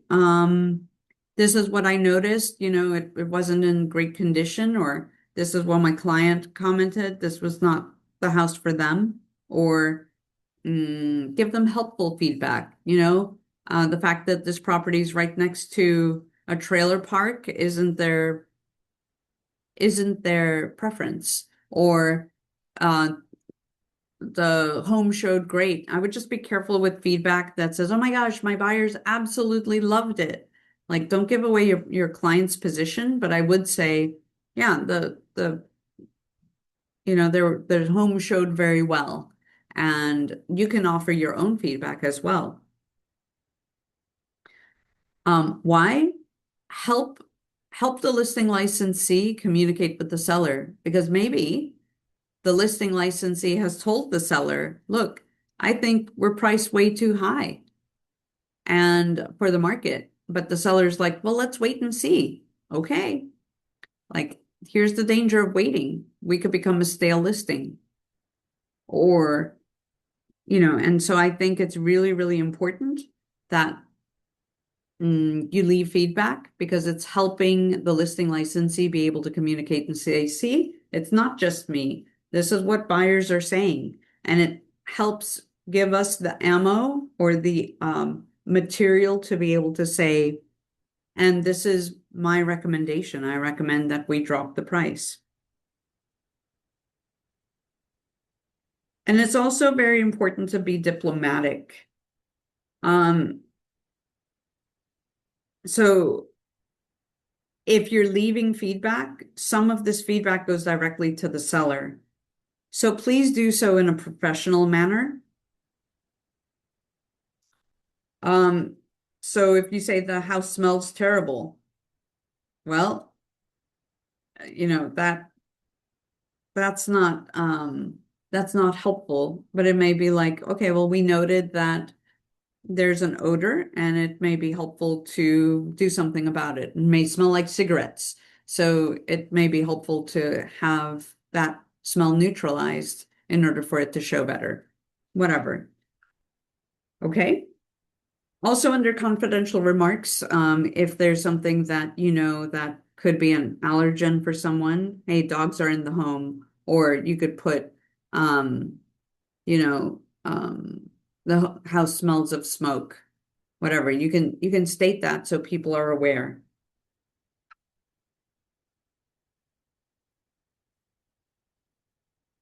So feedback always helps the listing licensee inform the seller how buyers are viewing their home. Okay, so here's a home tour toolkit. Here's a suggestion. Having sanitizing wipes, paperwork, or like hand sanitizer, right? Um, have a contract with you. Have a folder with extra ARECs um and offer documents. Okay? Because if you have a client that sees a house and they're like, "We want to write an offer now," but all of a sudden you have computer issues, you have a copy of a contract that you can write up.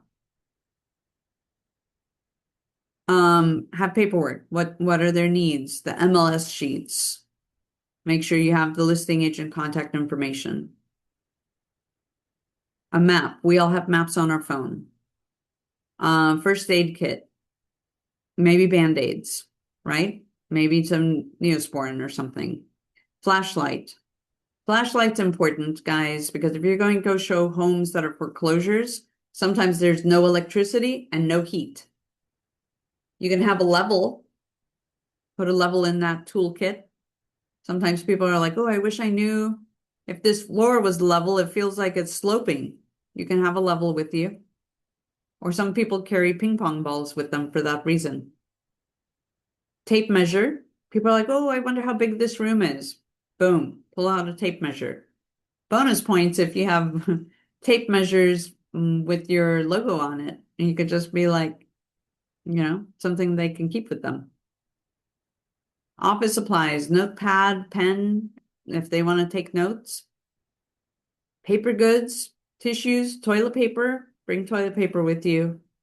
Paper towels. You could just have a little kit in the back of your car. Okay. Graphite for sticky locks. I haven't done that one, but I would just notify. I don't want to mess with anybody's locks. So just I that's me. I always think in liability form, but you don't have to. Hand wipes, hand sanitizer, we talked about that, but then there's sanitizing wipes too. Masks, um, not completely necessary. Shoe covers. I mean, masks, I guess, if like usually home inspectors are the ones with masks. Masks if we were in COVID times, or masks if somebody potentially is ill and needs people to wear masks before going into the home. Sure. Then maybe having that handy. Shoe covers for people who it might be challenging for them to bend down and remove their shoes. Shoe covers are helpful. Having extra business cards. Sometimes after showing a home, you can leave a business card on the counter, just showing, common courtesy. Do you have to? No, but I think it was like an old school way of like saying, hey, I showed your home and I'm just leaving you a card. You can totally do that. In fact, it might actually get you a listing opportunity. I did that when showing a home to I showed a for sale by owner home. I left a card on their table and they kept my card. And then they ended up calling me to list their home. So it's helpful. Umbrellas in case it's raining. Beverages and snacks. It's nice to have waters or like little snacks, especially if you're showing homes with kids or somebody's, it's a long day of showings, and it'd be nice for people to have a snack, entertainment for kids. I used to have like little cars or, just little activities for kids to keep kids busy, especially if we're in the middle of like a buyer's consultation and I pull out, a little something for kids to play with or to color or, to sit quietly with. That was helpful. Okay, let's not forget safety. So remember all of the tips that we gave you during the open house? Always be aware of your surroundings and only meet clients that you've already met and vetted. Don't go to a vacant house with an unknown buyer. Don't do that. Don't go to a vacant house with an unmet buyer, or bring a friend or a peer or your partner with you. Follow your instincts. If at any point you don't feel safe for any reason, end the showing right away. Always announce yourself. So you're opening up that door. And my suggestion is to leave the key in the door, in the deadbolt. That way you're not forgetting to put the key back into the lockbox. Does that make sense?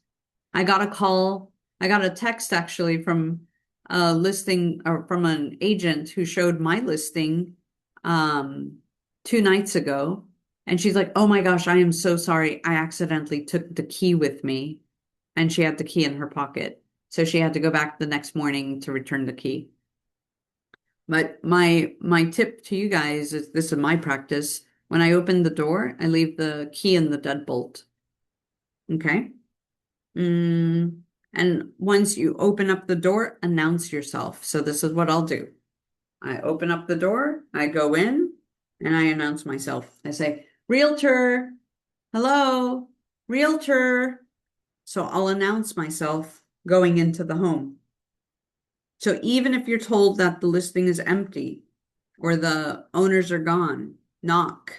You can knock real hard and say, hello, Realtor, and announce yourself. Say, hey, this is Sharon Shaw, Realtor, coming in to show the home. Why? Because if you ask any seasoned agent, there's always a story of somebody still sleeping in the home, or someone who wasn't expecting them and is walking around in their undies in the house. So also, mm, it's really important that you warn clients that homes have cameras and even audio recording equipment. So keeping comments on the home out of range is important. Even the driveway isn't good enough. Either cross the street or drive to another location to discuss the home. Also, don't block cameras and don't turn cameras around.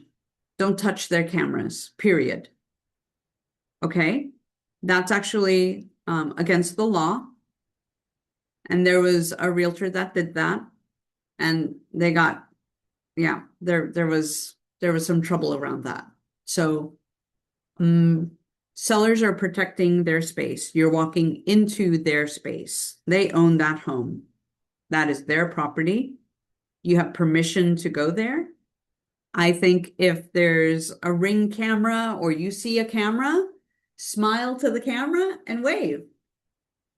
Because then they're like, oh, they acknowledge, they see me. You have nothing to hide. But I would advise your clients like, hey, we're going to look at the home. There may be cameras, and just keep your comments to yourself until we actually get to maybe another location. Let's go meet for a cup of coffee. Let's sit down and have a drink and discuss the home then. Or if you had no idea there was cameras, you forget to mention it to them. You say, hey, I just want you to know there's a camera right there. So let's just have a discussion about the house um, once we leave here. Okay? And buyers are totally cool with that. Okay?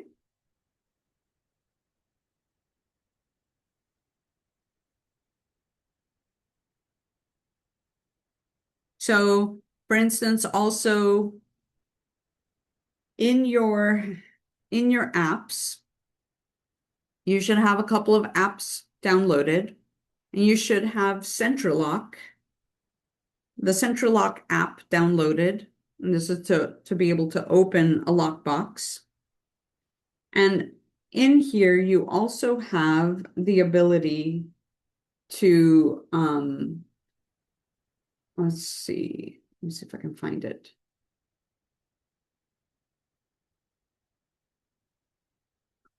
So it has the ability to be able to,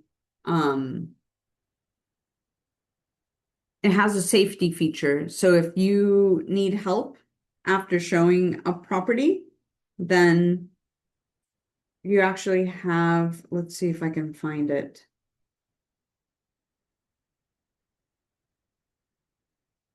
So there's something here called agent safety. So when you're in Central Lock, um, let's take a look. You go into My Settings, and then it has agent safety. So it says, and my agent safety is on. It says enable automated safety check. And I'll read it to you. So it states, the automated safety check will send you an alert approximately 90 seconds after you've opened the key door of the lockbox. If you do not acknowledge the alert, a second alert will be sent after approximately 60 seconds. If you do not acknowledge the second alert, an email and text message will be sent to your specified contact below. And in this, you're able to put a safety notification contact. So I put my husband down as my emergency contact, and it has his phone number and his email. So once you open up the lockbox, it'll notify and it'll check in for you to be able to give a response. Okay? Any questions? Also, when you're showing a home, allow the buyers to lead going into rooms. Okay? And you're following them, or you're waiting in hallways, or you're waiting in the kitchen while they take a look at the home. But ultimately, you need to have eyes on your client. So really, you shouldn't wait in the kitchen while they roam the house, especially if it's occupied. But you can stand at the entrance of like the bedroom if they're going into the bedroom. Okay. So the goal is to sell a home, not to show homes. So you're not a highly paid door opener. Pay attention to your buyer's body language and cues to avoid continuing to show them homes that they don't like, even if it's the best one from the search. Make sense? So if you show the buyer the first two homes on your list and they hate them, you may know that they'll hate the third. Cancel that last showing. Don't even waste your time. Don't even be like, they may be like, well, it'll be fun. Maybe we can just take a peek. If you know that there's something about the home that won't match their criteria, just cancel it. Use the time to dig deeper on their preferences and needs because you've missed something. And with each showing, you should be getting closer to putting in an offer. Oftentimes, I'll have these MLS handouts. If I'm showing three homes, I'll hold up three pieces of paper and I'm going to be like, okay, this first one on a scale from 1 to 10, how would you rate this home? We'll call it the Main Street home. Wonderful. 9 out of 10. Tell me more. What did you love about it? What would make it a 10? Okay, then I make a note on that. All right, here. This is the light bulb home. Wonderful. So sometimes we have nicknames for homes. Great. What was it that you liked about this home and how would you rate it? Oh, it was a 5 out of 10? Oh, tell me more about that. Oh, you thought the kitchen was outdated? Got it. Okay, next. This house, the hide and seek home. What did you love about it? Oh, you loved how spacious it was? Wonderful. What didn't you like? How would you rate this on a scale from 10 to 1? 10 being absolutely, yes, I'll put an offer on this, to 1, it won't hurt my feelings if somebody else puts in an offer on it. Oh, this one is an 8. Okay, so the one that marked 5, go ahead and actually physically rip that paper in half. Boom, done. You've done that. Now we have these two homes left. This one rated a 9 out of a 10, and this was 8 out of a 10. Fairly close. Are you prepared to make an offer on the Main Street house? We'd like to see a few more. Okay. Tell me what it is about this house that isn't checking the boxes for you right now. So you're digging deeper, you're asking questions, but do you see how we can hold up pieces of paper and talk to them about, okay, let's debrief. We just talked about these homes. Which one of these meet your criteria? On a scale from 10 to 1, 10 meaning you're ready to put in an offer, a 1, like, probably not, it's okay. And it wouldn't hurt my feelings if someone else put in an offer on it. Where does it land on this scale? Right? And also, there's no perfect house. If we can find like that's something, and you can say, in my opinion, like 80%, a house is not perfect, but if it checks the boxes for the majority of what you want, I think it's something that you should consider. So here are some reasons buyers hesitate. They're afraid to commit. They don't like some minor detail of the home. They feel they haven't seen enough homes, or they need to sleep on it or get the opinion of a trusted advisor. This is always the case. Always, always, always. So here's how you can help guide them towards their decision making. And I know some of you have met buyers and have set up appointments and are like, man, how are we going to get them to the appointment? Or maybe they haven't met you for an appointment. You met them at an open house, but they feel a little hesitant. Why? Well, do you know what their motivation is? Go back to their motivation. This is key. So go back to your client's motivation. Always go back to their needs and wants. Advise them as a consultant and fiduciary. You're not there to convince them. Ask them questions. Really stay curious. Allay their fears. Like, talk about, well, tell me what's scary about this. I can certainly understand that. Feel them from where they're at. Solve their challenges. And calculate the cost of waiting. Make sense?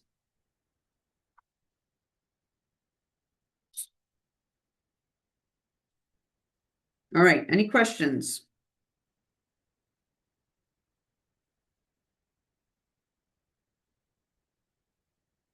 Okay, we're gonna keep going. We're blasting through this. This was a very, very long lesson, and I think we're going to be taking it all the way to noon, guys. So here we go. Success with sellers. What sellers want most from their agents. So help them price the home competitively. That's at 21%. Help the seller market the home to potential buyers. Help sell the home within a specific time frame and help the seller find ways to fix up the home to sell it for more money. So basically, we start at the same place with sellers as we do with buyers, their needs analysis. For sellers, we need to know their price, time frame, and conveyance so you can get them great offers from able, ready, and willing buyers. Sellers' lives change and the seller's world change.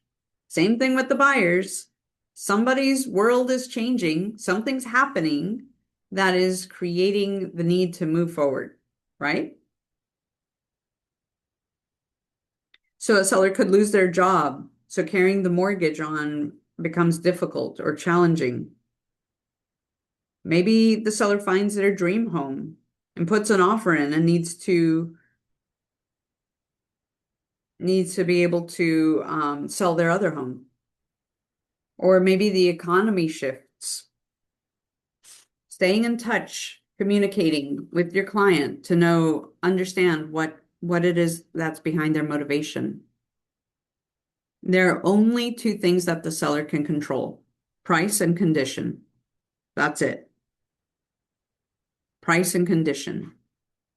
Usually I tell the seller, there are several things that buyers look at, or several things that we look at is price, condition, and location. Only two of those three is what the seller has control over. They can't control the location, but they can change price or the condition of the property. That's why feedback from buyers is super important. So my goal for all of you is to be very proactive licensees. If you are showing properties and you are not leaving feedback, let me shake my finger at you. Please leave feedback, because when you're a listing agent, you're going to appreciate that feedback to be able to share with your sellers. But if you get crickets, not cool. If you're a listing agent, then and the buyer's agent is not responding to the automatic feedback request from showing time, it's time for you to pick up the phone and call the buyer's agent and be like, hey, I was just calling to follow up to see how your showing went. You should be doing that anyway. I do it every single time. I pick up the phone and, hey, how did your showing go? Or before they actually have a showing, hey, I'm picking up the phone and talking to that buyer's agent to say, hey, here's a heads up on the listing. I just want you to make sure to point out some features so you're aware of. And they're like, oh, great. Thank you so much. Make sense? So here are some sensitive seller conversations. What do you see in this picture? I see chaos. Ah! So getting a home ready to sell for the highest price with the least work in the best time frame can involve some sensitive conversations. Hardly anyone can keep their house show ready all the time, and it's especially more challenging for some people than others. So some issues regarding the condition that we may face are odors from pets, smoking, mothballs, unclean conditions, cluttered conditions, deferred maintenance, personalized decor, removing sellers for showings, illegal activities, guns in the house, cash, jewelry, or other expensive items in the house.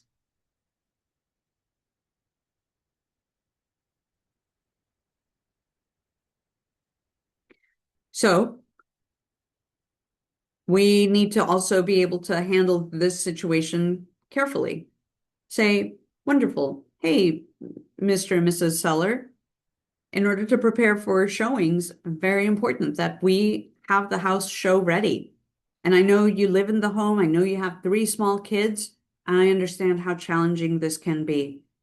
And what I'd like to request is we need to make sure to have, the sink full of dishes, counters cleaned, and the house ready to go, ready to show. How much notice do you feel that you would need in order to prepare and be ready to have the house show ready? Partner with them, find solutions. Don't be afraid of bringing up conversations, especially the ones that feel tough. Does that make sense? Other issues that could come up. What about issues that come around price? Maybe the suggested price comes in too low. It won't leave enough money to buy a new home, or it won't cover their fees. Maybe they're upside down on the home. Maybe a neighbor's house sold for more, but the market changed. Or online estimates state that it's higher, especially if they're on Zillow. Oh no. Here's a line that you can use for that. Remember, Alaska is a non-disclosure state. What does that mean? That means in Alaska, mm, we don't ever have to disclose how much we have bought or sold a property for. It's not public knowledge. Unlike the lower 48, where sometimes it's public knowledge. So great agent client communication. So we have to apply the communication standards that we applied at the beginning of the session. And we're going to look at this conversation template. So we need to help sellers see their listing through the eyes of a buyer. And this is in your participant guide that you can look over. You can read the conversation template. So here's one that provides a strong foundation for a sustaining relationship. Once we agree to work together, I'll advise you, or our goal is, or you're going to set and manage expectations proactively throughout the transaction. The location and condition of the home are first things that attract buyers and their agents. Most prefer a move-in ready, model-like home with as few reminders as possible that someone else is living here. And that includes not being here during showings. That's a good one. Creates peace of mind for your clients.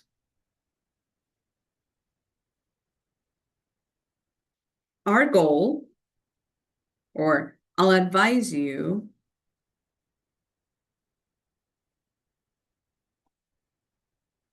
enhances your credibility.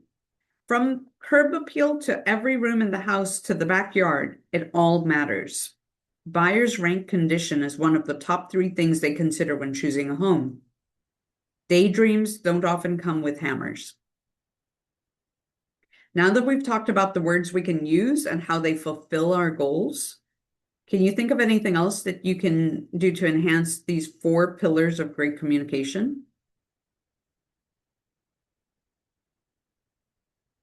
I'll let you know. Come prepared. Dress well. Use body language and tone to convey interest, care, and empathy. Be confident.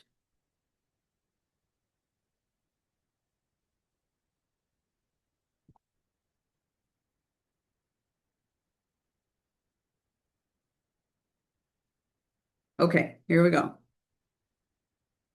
Now, we're going into equal housing opportunity. So also there's another uncomfortable conversation you may be forced to have with a seller. You may have to inform your client that they're violating the Fair Housing Act, and if they refuse to stop their course of action, you'll have to withdraw the listing or cancel your listing agreement. According to NAR, if you have a client who's violating fair housing laws, you should follow these best practices. Remind a client of their obligation under the Fair Housing Act and your policy to not discriminate. Discontinue representation of the client who has, in word or deed, what they've said or done violated fair housing laws. Or 3, report the incident to your broker immediately. Number 4, fully document the situation in writing, including all client actions and those you took in response. And number 5, if you're unsure if a client is violating fair housing, first, I'm going to say talk to your broker. Okay?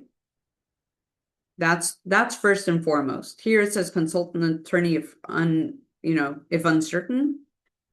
Allow our brokers to handle that. Okay? We have attorneys in place, but let's go through the chain of command. So no commission is worth your representation. Remember, we go back to our belief system: win-win or no deal. Integrity, do the right thing. Customers always come first. Commitment in all things. Communication, seek first to understand. Creativity, ideas before results. Teamwork, together everyone achieves more. Trust starts with honesty. Equity, opportunities for all. And success through people. Okay?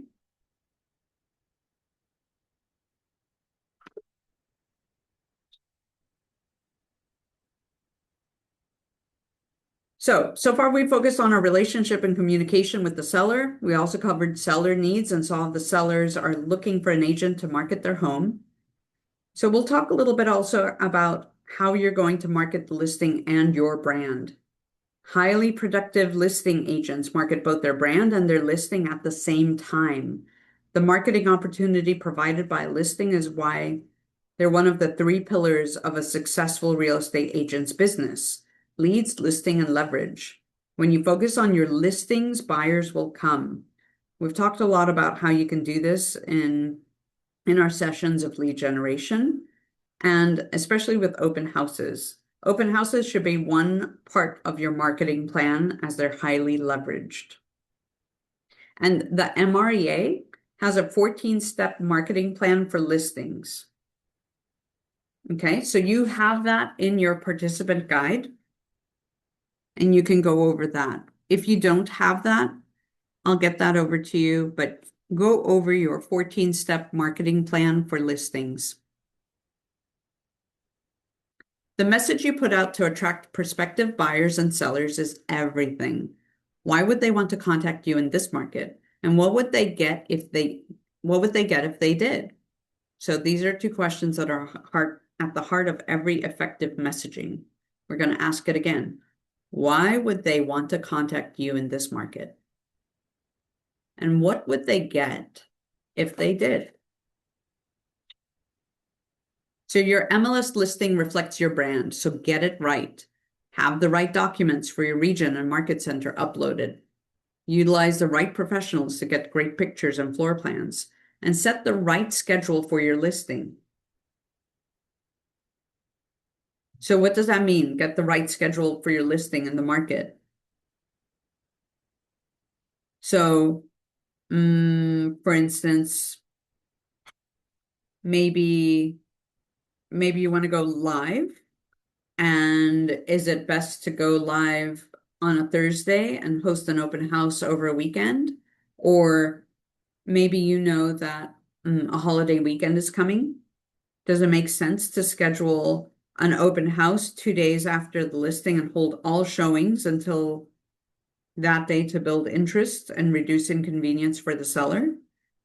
Are open houses well attended in the first week on the market and not much after that?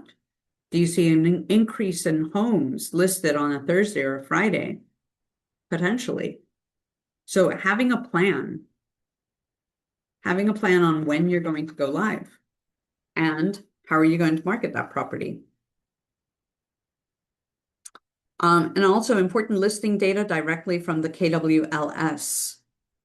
So command includes designs where you can template like door hangers, social media posts, flyers, postcards. You can also do a lot of this in Canva. So check out designs in Command. Go to Command, Designs, Create Designs, Print, and then you can take a look at different type of marketing opportunities that you have there. You'll have different type of templates that you can use. Have proper signage. So you want to make sure that you have proper signage. If you don't have a sign, we have generic signs and we can provide you with sign writers. Okay, specifically for the market center. So I want to jump into success with agents. So at this point, either you're communicating with several agents, either listing agents on properties um, or properties your buyers are interested in, or you're talking to other buyers agents representing buyers interested in your listings. Either way, these contacts may be brief, but they're important. Carry yourself in a professional manner. The first impression is very, very important. You want to make yourself memorable by asking the right questions, staying curious, and being respectful. So you don't need to be texting anyone after 9 p.m. Be respectful. Send an email instead.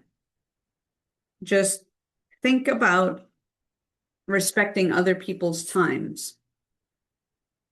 Also, as the buyer's agent, did you read all of the agent instructions before calling for the appointment? If not, be sure to do so. Don't be afraid to ask questions and do your due diligence. Make sure the answer isn't already in the MLS listing. Now, as the listing agent, have you included all the information that both sells the house and answers questions your colleagues need to be answered? Are there standard seller disclosures that need to be submitted with an offer? If so, include them.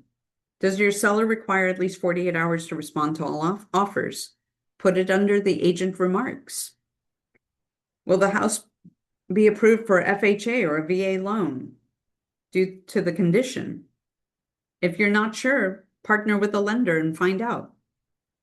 Let your colleagues know before they waste their time and bring that FHA buyer. You can do this by,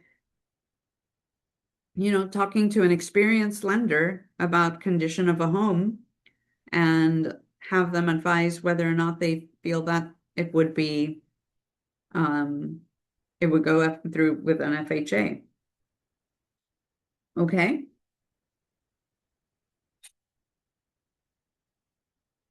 So any thoughts, anything that we covered on how to best serve your clients? So first we talked about best general practices to serve all of your clients during the transaction period from agreement to offer, including how to communicate in ways to reach the 3 levels of service and operate as a true fiduciary. Then we covered how to best serve your buyers during this period, including how to utilize their needs analysis and show homes successfully. Afterwards, we covered how to best serve sellers in getting their homes ready to sell, market them, and meeting their needs and expectations. And finally, we touched on starting a relationship with your co-agent,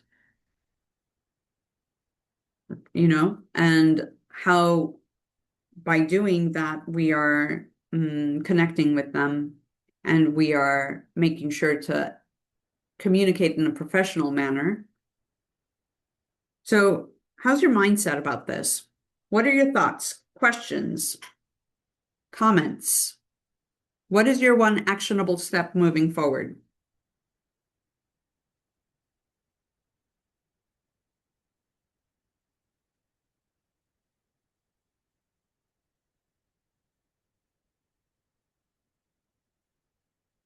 All right, I'm going to stop sharing here for a moment. I'm going to end recording. This concludes this class.